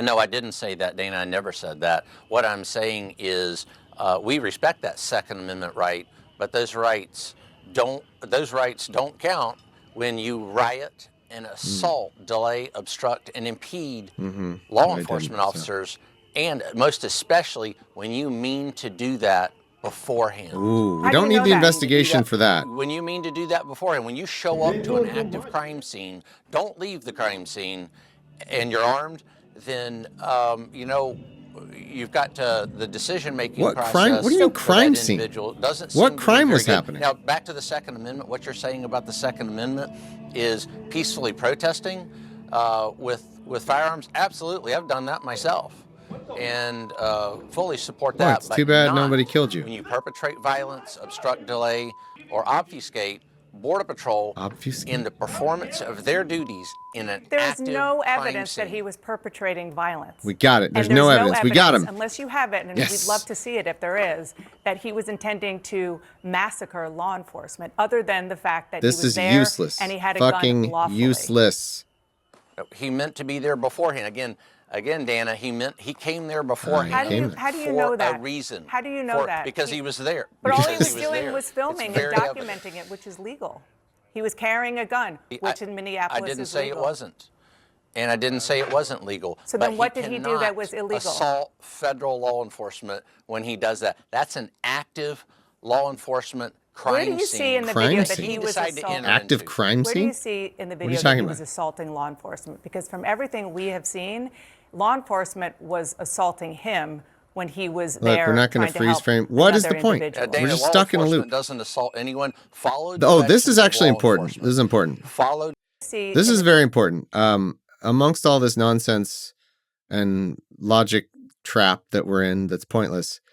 He has a quote here that's genuinely jaw dropping. You ready for this? video that he was assaulting law enforcement, because from everything we have seen, law enforcement was assaulting him when he was there trying to help another individual. Dana, law enforcement doesn't assault anyone. Follow Law enforcement directions of doesn't law assault enforcement. anyone. Follow directions of law enforcement in an active crime scene. Active crime. It's very evident he didn't want to do that. Very evident that the other individuals didn't want to do that. And it's too bad the consequences had to be paid because he injected himself into that crime scene. I can't say that enough. It's not a He crime made the scene. decision It's not a to crime go there. We didn't make the decision to talk to him. We didn't even know that individual was in wanna go back existence to- until he came into that crime I want to scene. go back to video number one, because that'll you do keep it. seeing that Law enforcement doesn't assault people, is what he said. This is fascism. This is what he believes. Nothing that an ICE agent ever does, in Greg Bovino's mind and in the mind of this administration, nothing they do can ever be wrong. Definitionally, it can't be wrong. The only acceptable course of action for the fascists is 100% obedience. We're there, folks. Anything can be justified by this logic. Anything can be justified. There's no logic. It's just fascism noises. But we're just going to ask him another time. Oh, hold on. Let's show him a video again. That'll do it. injected himself into the crime scene. He was a guy on a street filming an operation. He was far away. He wasn't on the crime scene. And what I want you to see again is that law enforcement appears by the video we have to be approaching him and the person who is next to him, not the other way around. And so what I want to know is, what evidence do you have that he went after law enforcement? Sure. The fact that he was standing in the middle of the road, there was interaction between him, the bystanders, and law enforcement, and again, follow directions of law enforcement. He doesn't need to be in the middle of a crime scene. Dana, I don't middle think of you a would crime want scene. To be in the middle of a crime scene. It wasn't a crime scene until you killed him. That was the crime. Injecting themselves into something that is none of their business at all. Can you also just She never answer asked the what the question crime scene about was. the gun? Can you just answer the question? Because, again, do you have any evidence that he was brandishing his weapon? Did he ever That's have what the his hand investigation's on the for, weapon? Dana. Don't you get it? Yeah, again, the officers on the ground, in that melee, we hear gun, gun, gun. So that gun at some point you go. became visible to officers. But could it have been because they had him on the ground and maybe his shirt came up and they saw that it was on him? That Pure doesn't mean that he was speculation. That is why we have an investigation, Dana. Fine, That is what we are investigating. You're not going to know that now, and I'm not going to know that I think an now. investigation is great, but the Homeland Security Secretary said he was brandishing a weapon. Do you have evidence that we haven't seen that he was brandishing a weapon? No, because it's a lie. He brought a semi-automatic weapon to a riot, assaulted federal officers, and at some point they saw that weapon. So I do believe the secretary is 100% spot on in what she said. Why would you bring a weapon and assault a federal officer if you did not have intent to harm or delay or obstruct that federal officer with a weapon? You keep saying that he assaulted a federal officer, but again, we have not seen evidence that that happened. It looked like he was on the defense, and again, he had a gun legally. It sort of feels like we're in the upside down, where we have law enforcement and conservatives who are very pro Second Amendment saying the problem was that he had a gun legally. No, the problem is, as I said several times now, is he injected himself. He put himself where he did not need to be. He put himself. How long could this go on? And put law enforcement like if you didn't have like the time limit of These TV, were his actions, not law enforcement officers' action. And they had plenty of food and provisions. They could do this for a year. Came there for a specific reason, and again, what that reason is, we're going to find more out about that in the coming days. I'll be interested to see what his reason for being there, while Border Patrol agents were arresting a violent, criminal, illegal alien doing their lawful, ethical, and moral duties in Minneapolis. That's the question. That is, but the question is also, why is an American citizen now dead for the second time who was there to document, in this case, and clearly to be there as a bystander, which is his First Amendment right. He wasn't there to clearly document anything. Don't socially engineer the topic, Dana. He was not you ready for there this? to document. Appeared he to came be. there for That's a reason. fair. That's fair. Appeared to be. Yeah, good. For a moment, she almost said something that was obviously true. But then he calls her out and she's like, oh, that's fair. Yeah. Yeah. Thank you, Mr. Fascist. You're right. Appears to. What the fuck are we doing? What are we doing? What is the point? What point? Why? Is the agent or agents, is it your understanding that more than one agent fired a weapon at Alex Pretti? Can't know without the investigation. Again, that's going to be part of the investigation. I'm not going to speculate on how many shots or who shot or that type of thing because I don't know. Are the agents who were involved still on the job? Yes, they're these Border Patrol agents are going to more than likely be on administrative duty, but they will remain Border Patrol agents. Yes. What does that mean? So they'll be off the streets for a bit? Not in Minneapolis, they will, but only in Minneapolis. Here, they'll be at a different location. Okay. And before I let you go, I just want to button up one point that you were making quick point about what Alex Pretti was doing there. Do you accept that it is the law that an individual has a right to film what law enforcement is doing? I believe that all citizens of the United States have those First and Fourth Amendment rights, as long as they do so peacefully and don't delay, obstruct, or assault anyone in doing that. And that's the issue here, because he was not peacefully doing anything. All right. And just for the record, and we've seen this video multiple times from multiple angles, there is no evidence that he was doing anything other than being peaceful until the altercation began. Again, I look forward to seeing the other evidence. Oh, yeah, I look forward to seeing it. Great. Because we do want to get to the bottom of this and do want to get all of the facts. Let's get to the bottom of this actually happened. Mystery. Chief Bovino, thank you so much for your time. Oh, really Mr. Fascist, I appreciate you so much. Thank you, Answering questions. I know it's a small thing, and I know it's like, I guess, the professional courtesy. What did he do? Did he answer questions? He didn't answer questions. You're thanking thank you for being here and lying your fucking face off and doing nothing and being useless and a fascist. There's no point. It just sickens me. Here's another one. Jake Tapper. This is useless. This is useless. I see what we're trying. Like, there's some sort of conventions of journalism that mean you can only say certain things that are, you've judged to be like facts, but you can't say anything that would be perceived as being like opinion, I guess, or something. And so you're forced to act like an idiot. Again, Dana Bash, brilliant person, probably. Brilliant person. She's forced to like to ask a toddler the same question over and over. What use of brain power is that? This one's even better. Jake Tapper here, I guess I appreciate that he's trying to go out of his way to do this, but now he's going to do, this is another toddler thing. So now he's going to ask us toddlers to point out the difference between the two pictures. ICU nurse from the Minneapolis VA who was shot and killed today by federal agents. The first image you're going to see is him standing in the middle of the street of Minneapolis, holding his cell phone, filming these federal agents. An individual approached U.S. Border Patrol officers with a 9mm semi-automatic handgun. The officers attempted to disarm this individual, but the armed suspect reacted violently. Fearing for his life and for the lives of his fellow officers around him, an agent fired defensive shots. Medics were on the scene immediately and attempted to deliver medical aid to the subject, but he was pronounced dead at the scene. The suspect also had 2 magazines with ammunition in them that held dozens of rounds. He also had no ID. This looks like a situation where an individual arrived at this scene to inflict maximum damage on individuals and to kill law enforcement.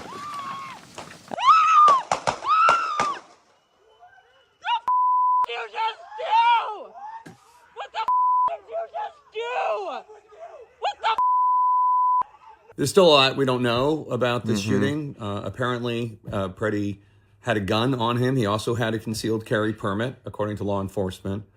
It looks as though, in the video, that his gun was taken from him by law enforcement before he was shot. It also looks as though he never actually held his gun or reached for his gun, at least based on the 3 or 4 videos we've seen of the event. Yeah, just 3 or 4 Still a lot videos. of unanswered questions, but you ready? Just tell Find me the difference. what you think. What do you think? Did what you saw on that video square with how Secretary Noem described it?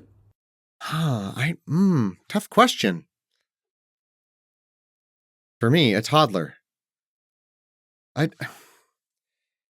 think Jake would say, because I did question him on some of this stuff on this channel that I think this is on. I think he would say that it's his only responsibility, or his job is to just point out facts like this. And then it's my job. It's like the partisan media's job. They're the activist media's job. And he said this sincerely. And I do at least understand more where he's coming from. It's our job to say that guy's a fucking liar. And I sort of get that. But there are things that are true in an objective sense that should be quote unquote news that are far beyond where they draw that line is important. You know, if tomorrow some MAGA decide that AOC is a lizard person, every time AOC comes on CNN, does he have to say, now this person appears to be AOC? Appears to be. Does he have to say that every time? Does he have to give that caveat every time? Because some people believe she might not be who she says she is? Like, where you draw that line matters. And I don't think there's anything that can be done now. I don't think anything can be done now. Probably. But what needed to happen was in 2016, all of journalism needed to realize that there's no point in asking liars questions. There's no point. There's no point to doing it. You're not getting information. You're not doing anything useful. You're just letting them lie. And then you have to pretend to be an idiot. You have to pretend to be a moron. I can't do that. I don't know how these people are so smart.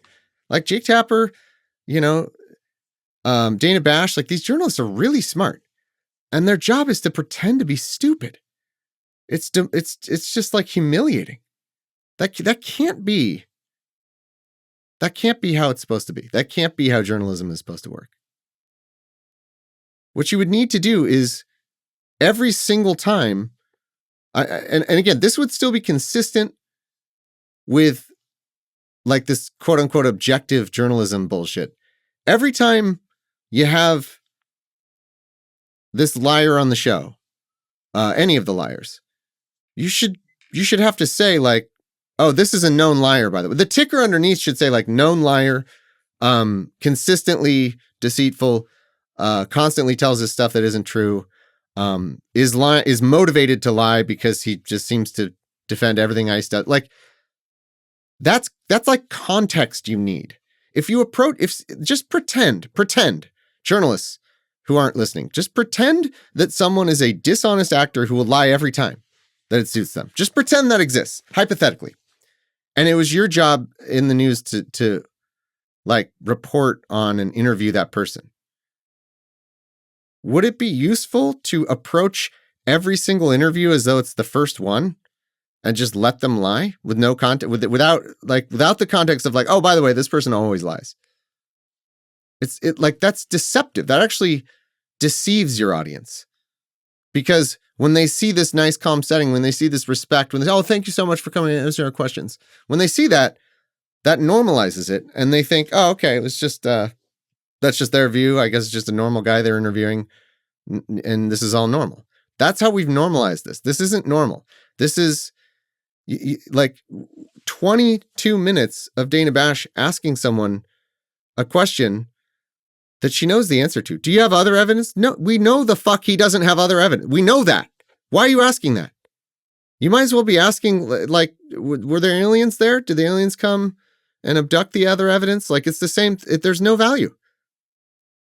Find a different way to do things, because this is useless. I think it's the reason that no one really watches this stuff anymore. I shouldn't say no one. I don't want to turn into like MAGA, but like, I think it's the reason why fewer and fewer people are consuming this kind of news, because it's not useful. I mean, on the right, they still say that you're always lying and that you're on the left. They still smear the media as being on the left. And then on the left, we're, I think, realizing that this is just not useful. What information am I getting from that? What information am I getting from asking him, now, do you have evidence that he brandished a gun? No, he doesn't. We know he doesn't. Let's spend another hour asking him the same question. It's useless. These are fascists. Actual fascists. There's nothing that an ICE agent can do. You heard Greg Bovino say that ICE agents don't assault. They don't assault people. There's nothing they could do that would be wrong in his mind.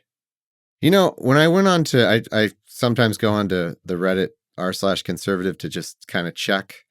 And there's a lot of justifying this there, but there's actually, I think they've gone a little too far for some conservatives on this one, especially because he was a licensed gun owner with a concealed carry permit. And I think what's interesting to see is that they take it out on Noam. I think probably because she's a woman, because Bovino is just as bad. It's worse. But no, it's all about Noam. And a lot of them are saying this was not a good, and I saw a lot of them defending the Rene Good murder, but not this one, which is wild to me because they're both awful. But I think the difference is the gun. Now, while that is, I guess, a good thing, and I do think this lying is beyond for anyone paying attention, for certain people who are paying attention, I think it is too far. And that's good. If you get a chance to talk to any of these people, what I would like, I think an important point to make is you can't just say, oh, well, this shooting was a bad shooting. Because even in this shooting, even if they agree that this shooting was a bad shooting, then what they need to do is contend with the fact that the fascist apparatus did the same thing it does with a quote unquote good shooting in their mind. They smeared the victim. They called him a terrorist. They said he was brandishing a weapon. You need to recognize that, like in the previous paradigm, you had some ability to say in a certain shooting, well, that was a bad one. There's a bad apple. Because even if a system was functioning perfectly, there might be a bad actor. And you had some ability. I'm stretching because I think so many shootings are unjustified. But like from a conservative point of view, I guess I'll say, you had some ability to say, well, okay, that was a bad one. And just take the L, I guess, and so to speak. But that was in a paradigm where there would be an investigation. The people at the top would be responsible and would say, we're waiting the investigation. They wouldn't smear that victim as a domestic terrorist. And you could make some argument that, like, if there's a bad apple, there's some amount of possible accountability there. But you do not have that ability here. Because if this was a bad shoot and just a case of bad apples, there's no consequences, and they're covering for him, and they're calling the victim a domestic terrorist. So you have to realize what that means. I'm speaking to this possible conservative. You have to realize what that means. That means no matter what they do, no matter how bad the shooting is, no matter how bad the misconduct is by ICE, they will justify it. And that is the potential for evil is infinite there. The apparatus is in place. They have a misinformation network that either will lie or just not show it. They'll either lie or not show it. And they have Republicans who probably know better, but realize to keep their jobs, they have to lie. And they have a fascist movement that enjoys lying to our faces and knowing we can't do anything about it. And there might be some amount of true believers. But that architecture is unassailable. There's no way to limit that architecture. That architecture could go into a building of school children and shoot them all and say they were all terrorists. And the same thing would happen. The same thing would happen. If they can defend this, they can defend anything, and they will. And the apparatus of lying and or omitting is responsible for stuff like this as well, for literal concentration camps. I saw this today. I think I had seen this, but I might have missed it. There's a concentration camp called Fort Bliss. There's more than one, but this is one of them. Look at this. ICE accused of sexually torturing migrants at former World War II camp Fort Bliss, among 80 plus reported violations. And I tracked it down because I always want to find the actual sources. And this is an ACLU report, and it describes stuff that we're in the bad place. We're in the camps. This is the camps. Tell me the difference between this and the concentration camps, other than scale, and other than like choice of who the victim is. For example, each pod holds 60 to 70 people who report chronic food shortages with meals sufficient for only about 50 individuals. People are forced to ration food, skip meals, or take turns eating.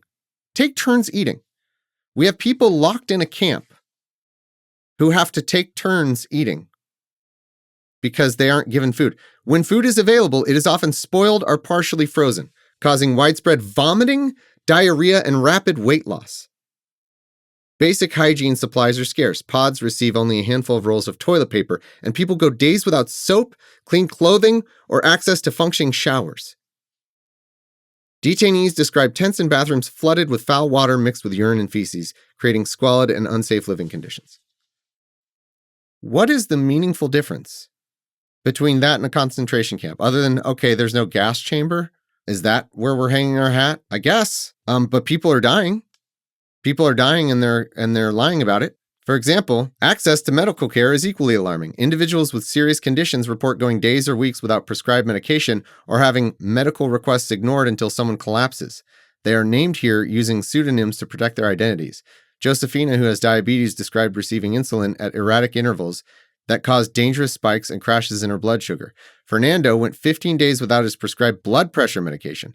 Others, including Ignacio, who previously suffered a stroke, report blurry vision and other clear warning signs, while officers fail to provide timely care. Detainees consistently say that staff do not respond to medical requests for days and that people must faint or bleed before receiving attention. And then here, tragically, Francisco Gaspar Andres, an immigrant from Guatemala, died of liver and kidney failure after he failed to receive appropriate medical care at Fort Bliss on December 3rd, 2025. So they killed him. He had to starve. He had to live in disgusting, awful conditions, and then he died. We put someone in a camp. We deprive them of food. We deprive them of clean water. We made them live in filth. And we deprived them of medical care. We did this. Our country did this. And he died. He went to a camp to die.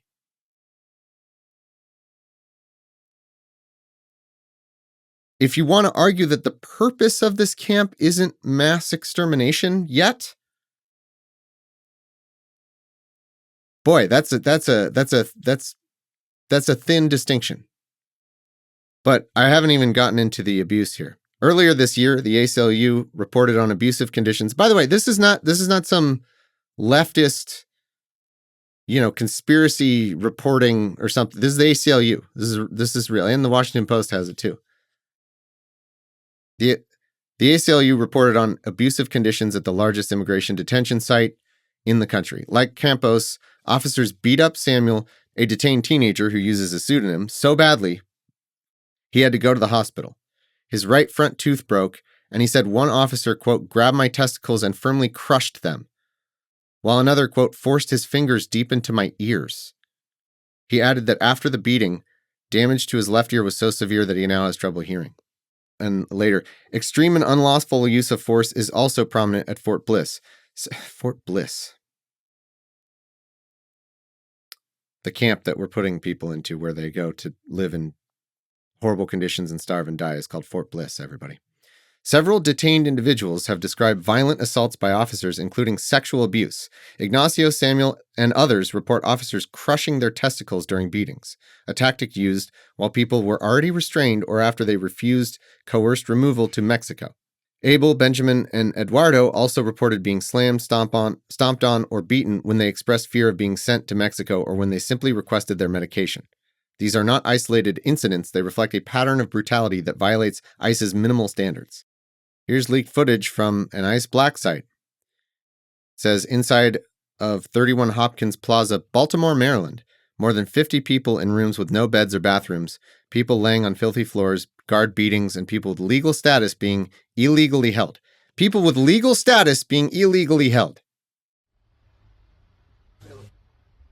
Miren cómo nos tienen aquí. Miren qué migración que nos tienen. Y gente que estamos legales, gente que no estamos legales, gente que está perdiendo su familia, nos están secuestrando, nos tienen en un depósito aquí en Baltimore, nos tienen en la 31 Hoskin.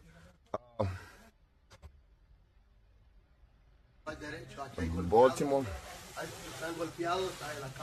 Los golpearon a un señor. Ya no aguantamos, nos tienen aquí con más de 10 días sin bañarnos y aguantando hambre. Here's another one. Children can be heard screaming and sobbing inside of ICE's concentration camp in Dilley, Texas. Let's check this one out.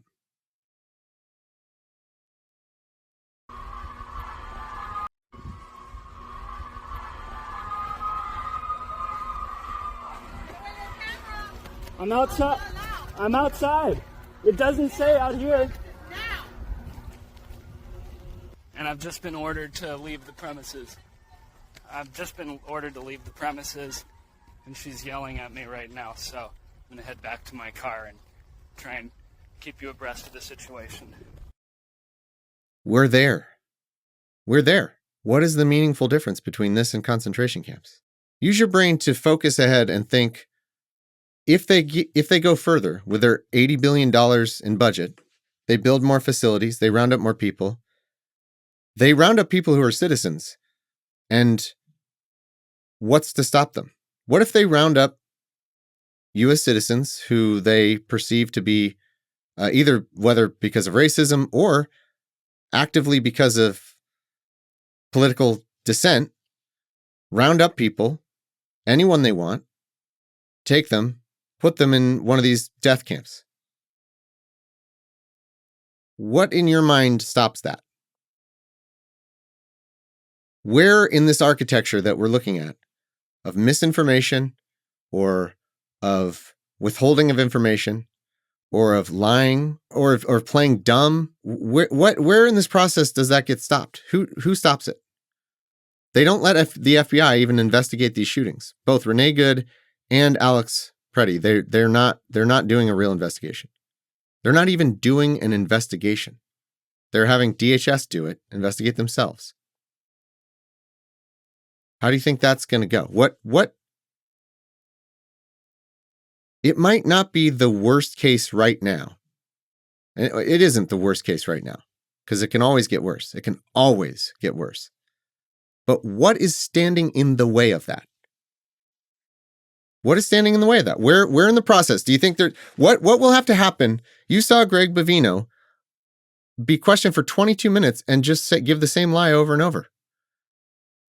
Let's imagine ICE kidnaps, I don't know, a Democratic politician or activist. ICE kidnaps them and puts them in the camp and we never hear from them again. Do you think, what do you think happens? Do you think Greg Bavino says, oh man, we made a mistake. I'm now going to tell the truth on this one. Whoops. Do you think that the Republicans in Congress who can literally sit there and lie about January 6th in the presence of the police officers who protected them that day and fought and some died for them? Do you think that'll be too far for them? To the MAGA voters who love when we're upset. We'll be really upset if this happens. Do you think they'll change their minds? Or will it only make them more happy? I think it's true that they've gone too far in a certain way here. I think that people have seen how bad the lie is here. Some people have. And the numbers have gone down for them. And it's possible we could win in the midterms enough to provide oversight or do something, but that's in another year.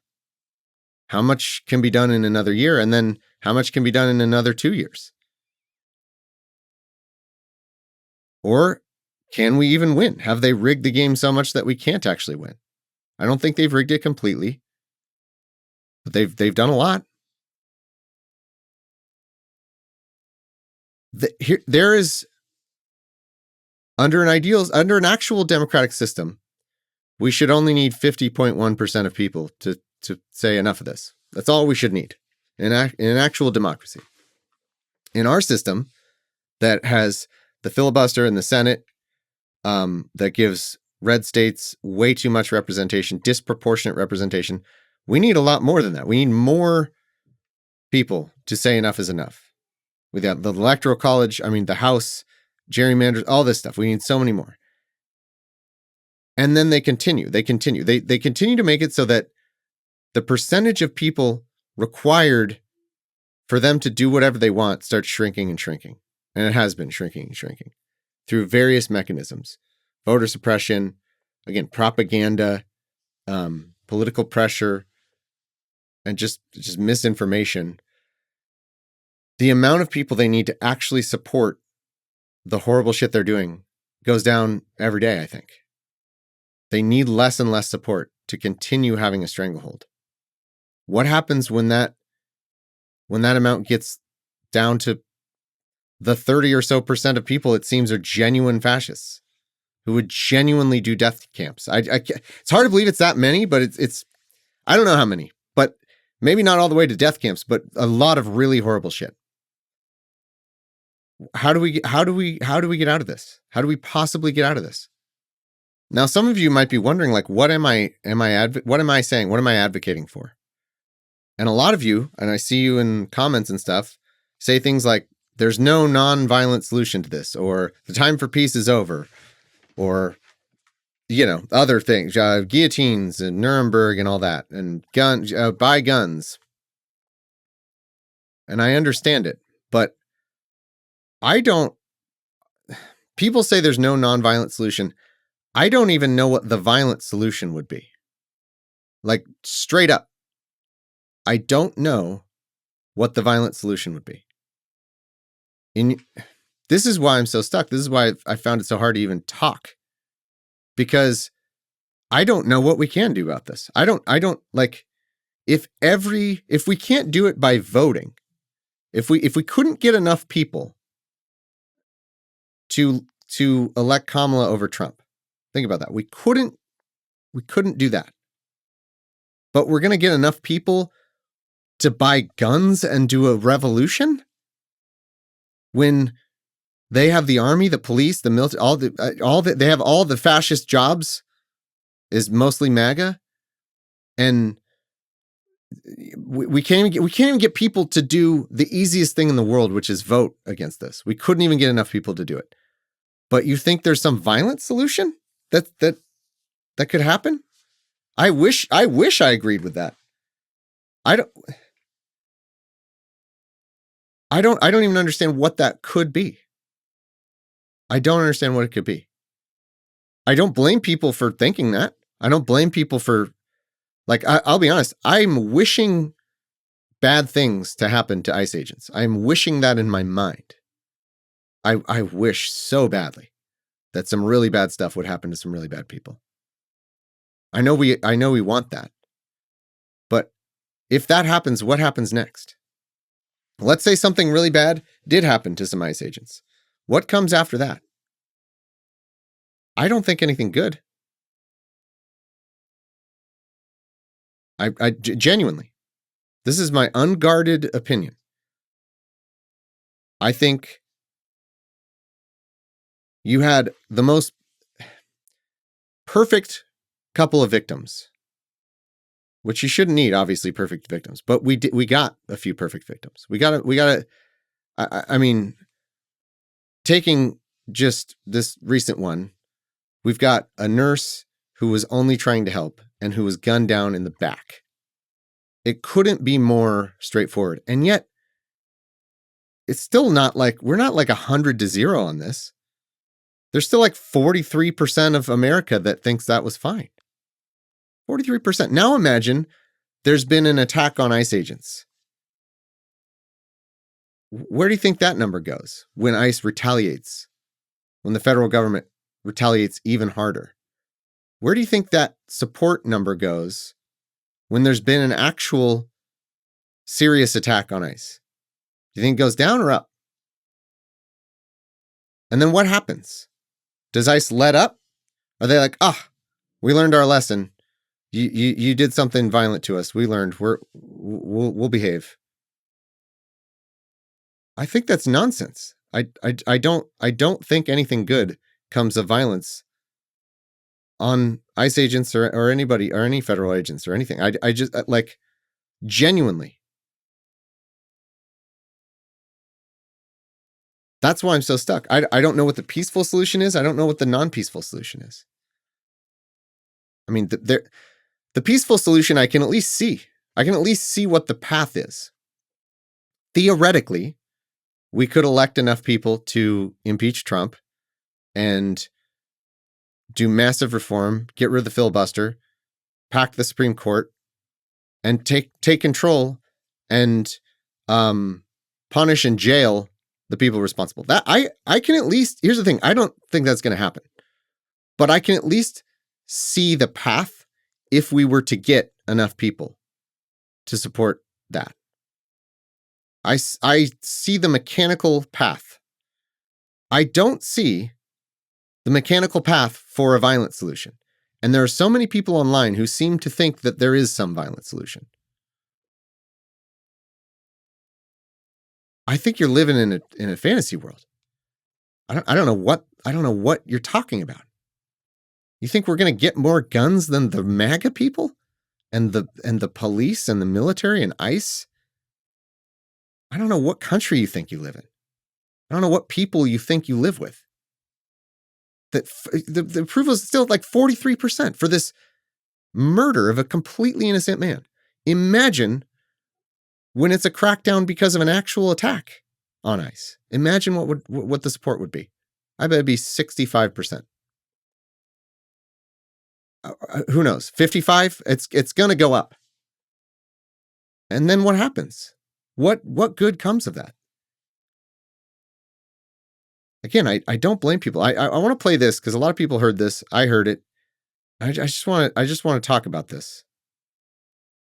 And on Wednesday, I got word that Rene Nicole Good was murdered in cold blood, and I made the decision right then and there that I was going to come up here one way or another. They fired the first shot. I'm not calling for peace anymore. I don't care what Fox News says. I don't care what that woman in the press room says. I'm not calling for peace. They fired the first shot. We have the Second Amendment for a reason. It's time for people to come back here with weapons and show these people that we're equals. I can just feel the emotion coming off of you right now. You've been wearing it on your sleeve today, as I've seen you like have some interactions with other protesters here. Describe to me some of those emotions that you're feeling right now. I'm angry. We knew this was going to happen.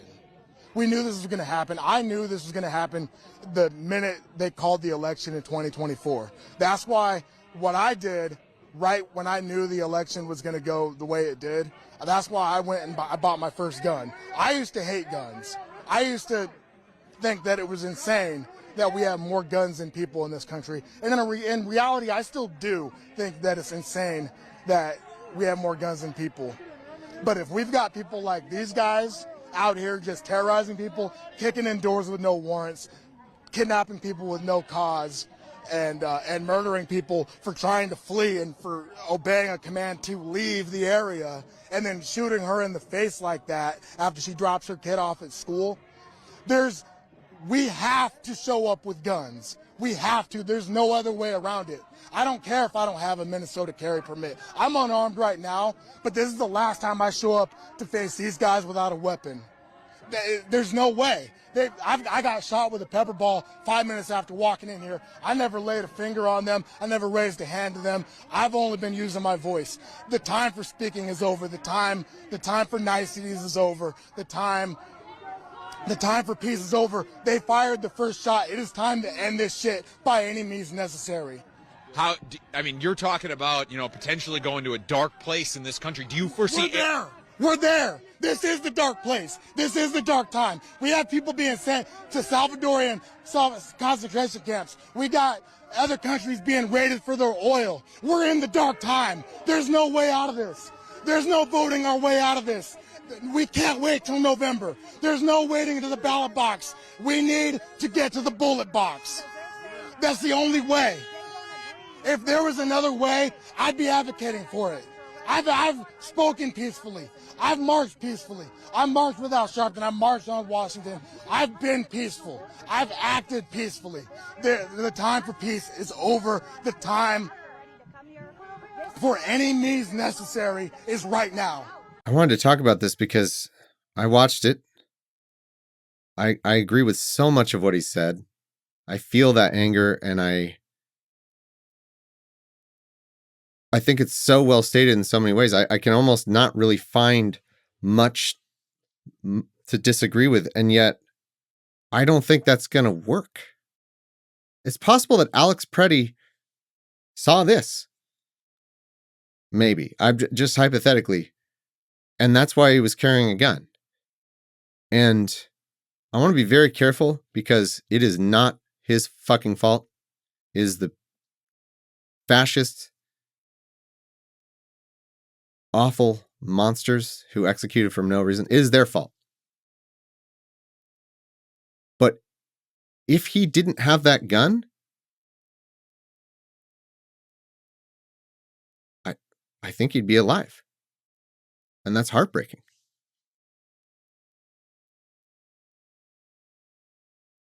Again, it's not his fucking fault. He has the right to have that gun. He has the right to have that gun. It is the fascist's fault who executed him. This is not a blame thing. It is merely like if I were thinking for myself, should I, like if this happened in my city, should I go to an ICE protest armed or not? I'm not going armed. Even if I had a gun. I've never owned a gun. But if I did, because we're to the point where if they see that you have a gun, they'll just shoot you and say gun. Did it help? Did it help to have that gun? We are, I fully agree with this guy. We're in the dark place. And is it possible that with some level of unrest that could like provoke change? I guess, but I don't. Boy, that's a gamble. It's a huge gamble to people who I think you can look in times past and say maybe some of these some violent resistance had a good effect places. I think there's historical examples of that. Okay. But we also might be in a fundamentally different time because there's a misinformation machine, a propaganda machine, the likes of which I don't think has existed before. The algorithm, the digital bullshit, they're able to control the media to an extent that I mean, I could be wrong, but I think that's a massive difference. And I think they want violence. And I think if Trump and MAGA and these fascists get their violence from us, I think they crack down harder and I think their support goes up. I wish that weren't true. I wish I didn't think this. I wish there was some solution, peaceful or non-peaceful. But I genuinely don't think, I both think this guy is entirely right and justified in almost everything. And yet ultimately, I don't think this will work. I think it'll make things worse. I don't know. Maybe tell me how I'm wrong. I hope someone convinces me I'm wrong. I don't know what to do. We're in the dark place. We're in the Nazi times. We have concentration camps. We have stormtroopers accountable to nobody. Fascists who will lie and smear the victims as terrorists who are perfectly good people. We're in that time. We are in that time. What do we do? I don't fucking know. I'm tired of carrying on like things are normal. I'm tired of everything, almost everything everybody says all the time. Because in my mind, we're at a funeral with like armed madmen holding us hostage. That's my mood. Like in the middle of a funeral at gunpoint. And then people are like posting memes. And I'm just like, I don't know. I get it. I mean, I get like the feeling of helplessness sometimes can lead to that being your expression, but I also worry that that's another thing that normalizes things. That's another thing that, like the way people are able to talk about these murders and post about them and in ways that just seem so casual to me. Even again, people on my side, they'll post like a quote from somebody. I don't know. I don't get it. I don't get it, and I don't know what to do. And I guess I hope getting this on the record does something. Maybe someone can just convince me there's something easy we can do. Maybe the comments will solve it for me. I don't know. But all I know is this is a really, really, really, really, really scary time. I'm trying to stop recording, but there is something I realized I omitted that I have to share. And this is from an Atlantic article that a lot of people have been sharing. And I think this is particularly important because I think there's a lot of ignorant people, either intentionally or unintentionally ignorant people, who cling to the letter of the hypothetical law about what's going on. Hypothetically, a conservative can say to themselves, hey, look, they're just there to enforce immigration. We have rules. We have laws. Certain people can't be here. They broke the law. There's actually pretty widespread public support for the idea that we need to like deport illegal immigrants. Unfortunately, I mean, I don't think we particularly need to, unless they're like horrible criminals, and there's not very many of those. But but that's me. I guess I'm in the minority in this country. And so a conservative can cling to that. They can cling to like, look, they got to enforce the laws. And then, then they can say, hey, these blue cities, they're not letting them enforce the laws. And that's what's causing, they can blame it on us. They can blame the victim. They can say, if these blue cities would just let them do their job, they just get rid of the bad people. And that would be that. And, there might be some incidents here and there, but, they can cling to the hypothetical ideal of what's going on. But the reality is horrible. Read this, or listen to this, I suppose. This is real. This is real. I just want you to imagine, especially if you're a white person like me, imagine what this would be like. So this author's talking to somebody and it says, Knutson mentioned in passing that his neighbor had, quote, an adopted brown kid down there. They hid her in the basement yesterday. This kind of thing no longer sounds weird in Minneapolis. Many people are hiding indoors. So many that in a city with a substantial minority population, I hardly saw any black or Latino faces on the street.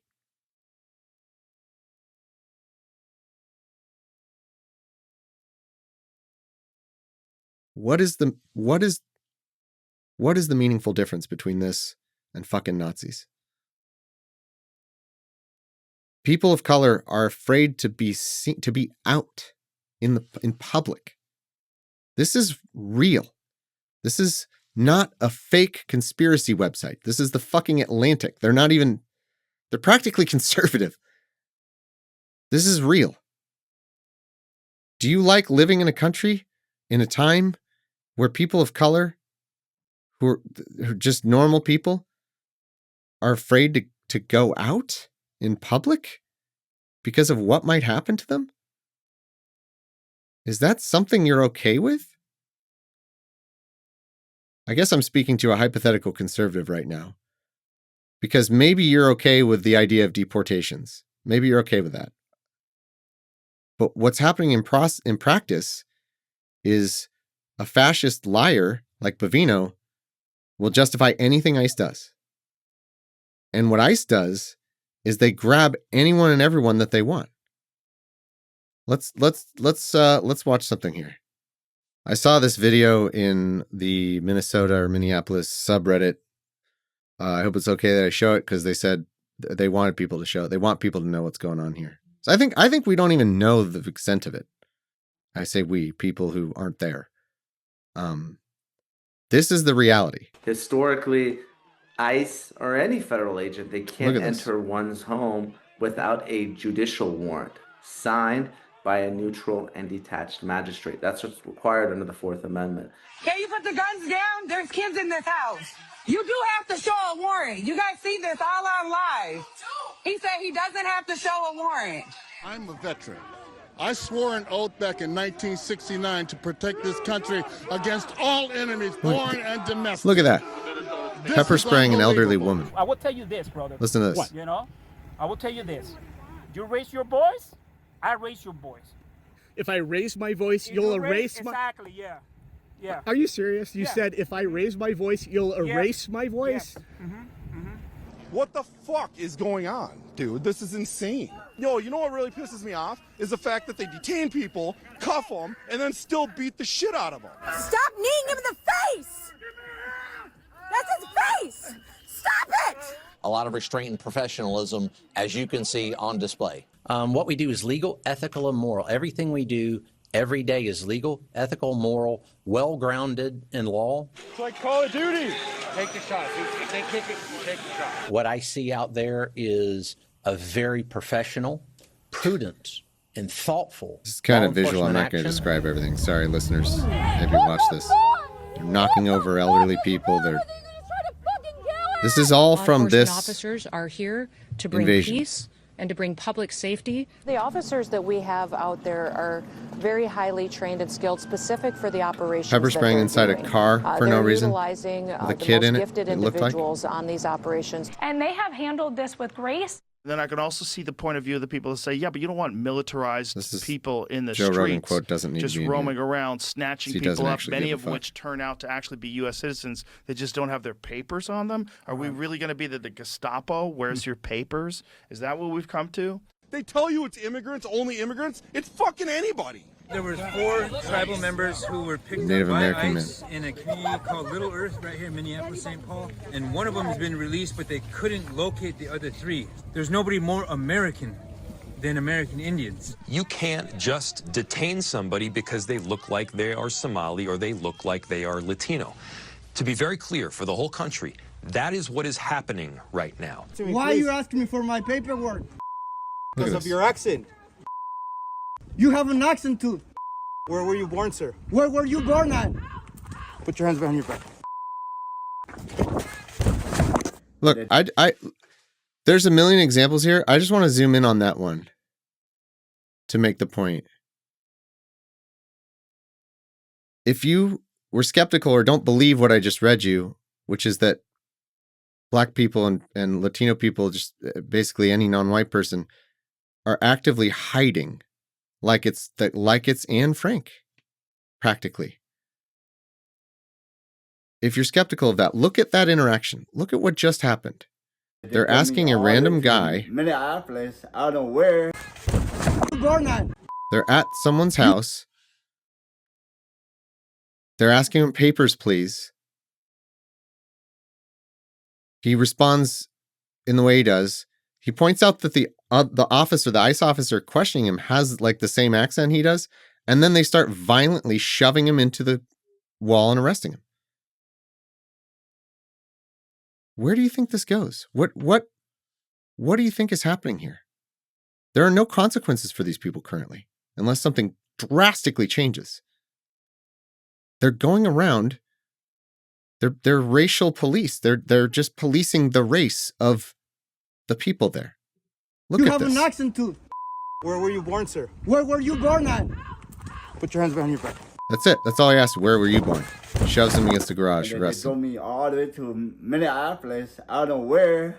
Middle of nowhere. This is that My old son man grabbed my ID. who is Hmong, I showed think. to them, and they just said, Wearing almost they nothing. They have him out sorry in or freezing this, 1 degree you're good. cold. Why would I He was a not be citizen. in this country, man? I'm working, dude. If you were from this country, you know, What I'm do you an mean? immigration officer. What do you mean if I'm from this country? I can hear you don't have the same accent as me. That's why I'm Oh, asking so you. you're going by accents now? But this is not a group that's going around and looking for people who violated the law based on skin color. Yes, it is. ID, I am U.S. citizen. I don't need to carry around an ID in my home. Well, This is my home. Where were you born? This is my home. Where were you born? Minneapolis is my home.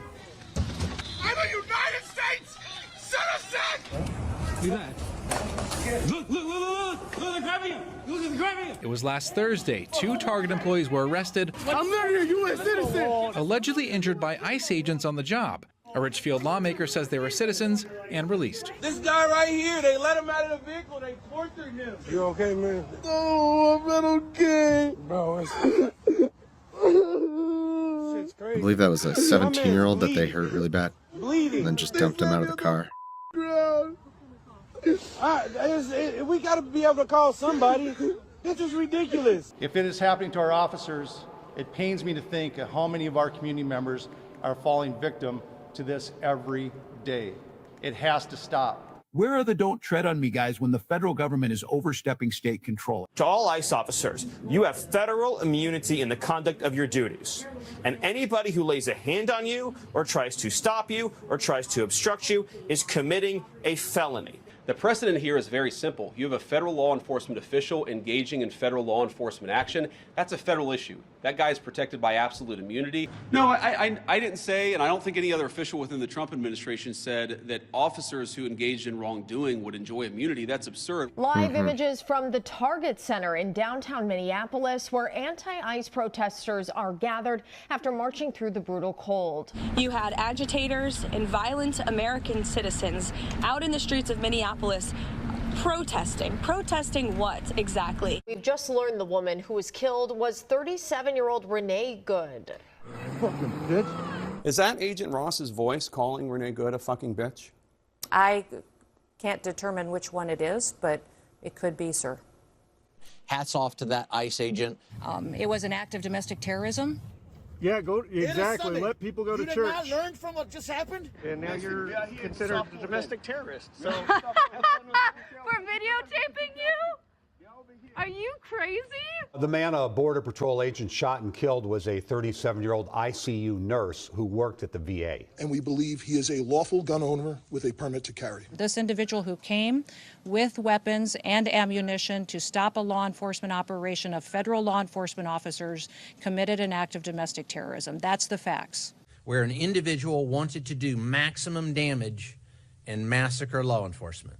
You cannot bring a firearm loaded with multiple magazines to any sort of protest that you want. It's that simple. You don't have that right to break the law. We do not have evidence that he was waving a gun, doing anything to threaten Border Patrol. The victim are the Border Patrol agents. The suspect put himself in that situation. The victims are the Border Patrol agents there. Your Secretary of State says everyone who's here, citizens and non-citizens, deserve due process. Do you agree, Mr. President? I don't know. I'm not a lawyer. I don't know. Well, the Fifth Amendment, don't you need to uphold the Constitution of the United States as president? I don't know. This is nothing new. Read history. You learn from history. That was from this MINN Max channel. It does say, please help share what's happening to residents. So hopefully it's okay that I played that. So they're policing the race of the residents of Minneapolis, and that's it. The race and sometimes the politics, if you dare question them. I don't know what to do, but the only thing I think can actually even have the potential of success is a massive political shift. I get it. I hear all the, oh, you think we're going to vote our way out of this? Well, I'll tell you this. We could have just voted for Kamala. I forget the exact number, but that was, what, a few 100,000 votes away? I mean, I forget. Maybe that one wasn't that close. But electoral college-wise, it was pretty close. That we wouldn't be here. And people do this thing where it's like, oh yeah, well, things would still be bad. Yeah, things would still be bad. There'd be a ton that would be bad in Kamala Harris's America. It wouldn't be fascist concentration camps. And the things that were bad, we would have the ability to complain about it to people who have some amount of shame. We'd be able to maybe alter their behavior, and lives would be saved. Lots of lives would be saved. So voting wouldn't have solved everything in that moment, but it would have solved a lot. And it wasn't that far. We weren't that far off of it. And so I don't understand this idea. I get the cynicism and I get the frustration. But this idea that voting can't work, even though we just literally have the numbers on the spreadsheet that say it would have prevented a lot of this. You know, you can go back the last several elections. If we hadn't lost the Senate in 2014, none of this shit would have happened. It's true. But even if you want to say voting isn't going to solve everything, it's not, and there's a lot of shortcomings and all that, which I fully agree with. What's the other thing you're talking about? And how practical is that really? Do it in your mind. Do the simulation in your mind of what your plan is and what actually happens. And I think there's a shortcut people do where they assume this other solution will somehow have enough people to do it, which to me seems fucking impossible. That seems nuts.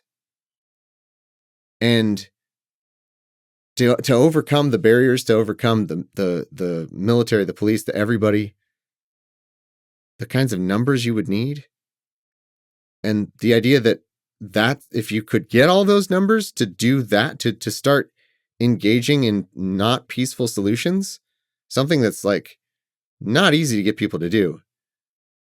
You're going to get enough people to do that, but you can't get people to just vote. I don't know what world you're living in. Again, it's not that voting's the thing that'll solve everything, but what else are you talking about? So, I don't know. Again, we might be fucked. We might just be fucked, but the only path that's close The only path that is conceivable is massive political change and real reforms. Will we get it? I don't know. But it's literally the only path that has any chance. You tell me if I'm wrong. Explain to me how I'm wrong in detail, the steps. How many people it would need, roughly.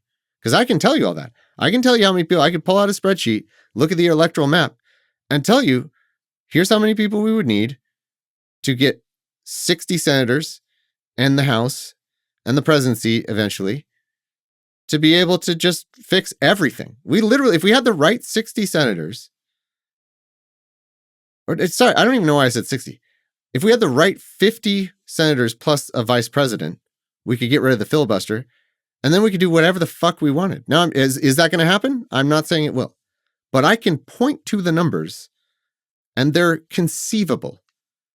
And working toward that is conceivable. And some amount of success along the way to that is conceivable. What are you pointing to?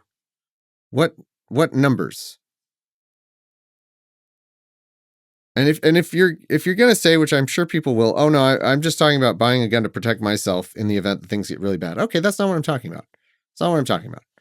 If you're just, I still don't agree with that because I think guns are more danger than they prevent, but I get it. I get that you want to arm up. I totally understand. I'm talking about the people who say there's some non-peaceful solution to this problem. To those people. That's what I'm talking about. I think you're living in a fantasy world. So the only thing that I think we can do is try to convince people. That's awesome, but we have to, if we ever get the chance, if we ever get the power again, we have to end this propaganda network. The misinformation machine has to be stopped somehow. I think there's hopefully smarter people than me who could find a way to do that, but it has to be. And it might be drastic. We need to seize power in the way that Trump has and use it to dismantle their propaganda machine. It's a lot of ifs. I don't know if that'll work, but we have to start seriously thinking about getting power back and using it really, really well. And we need to be angry. We need to be shocked. Okay, I will hit stop now. Thank you to anyone who listened to this, and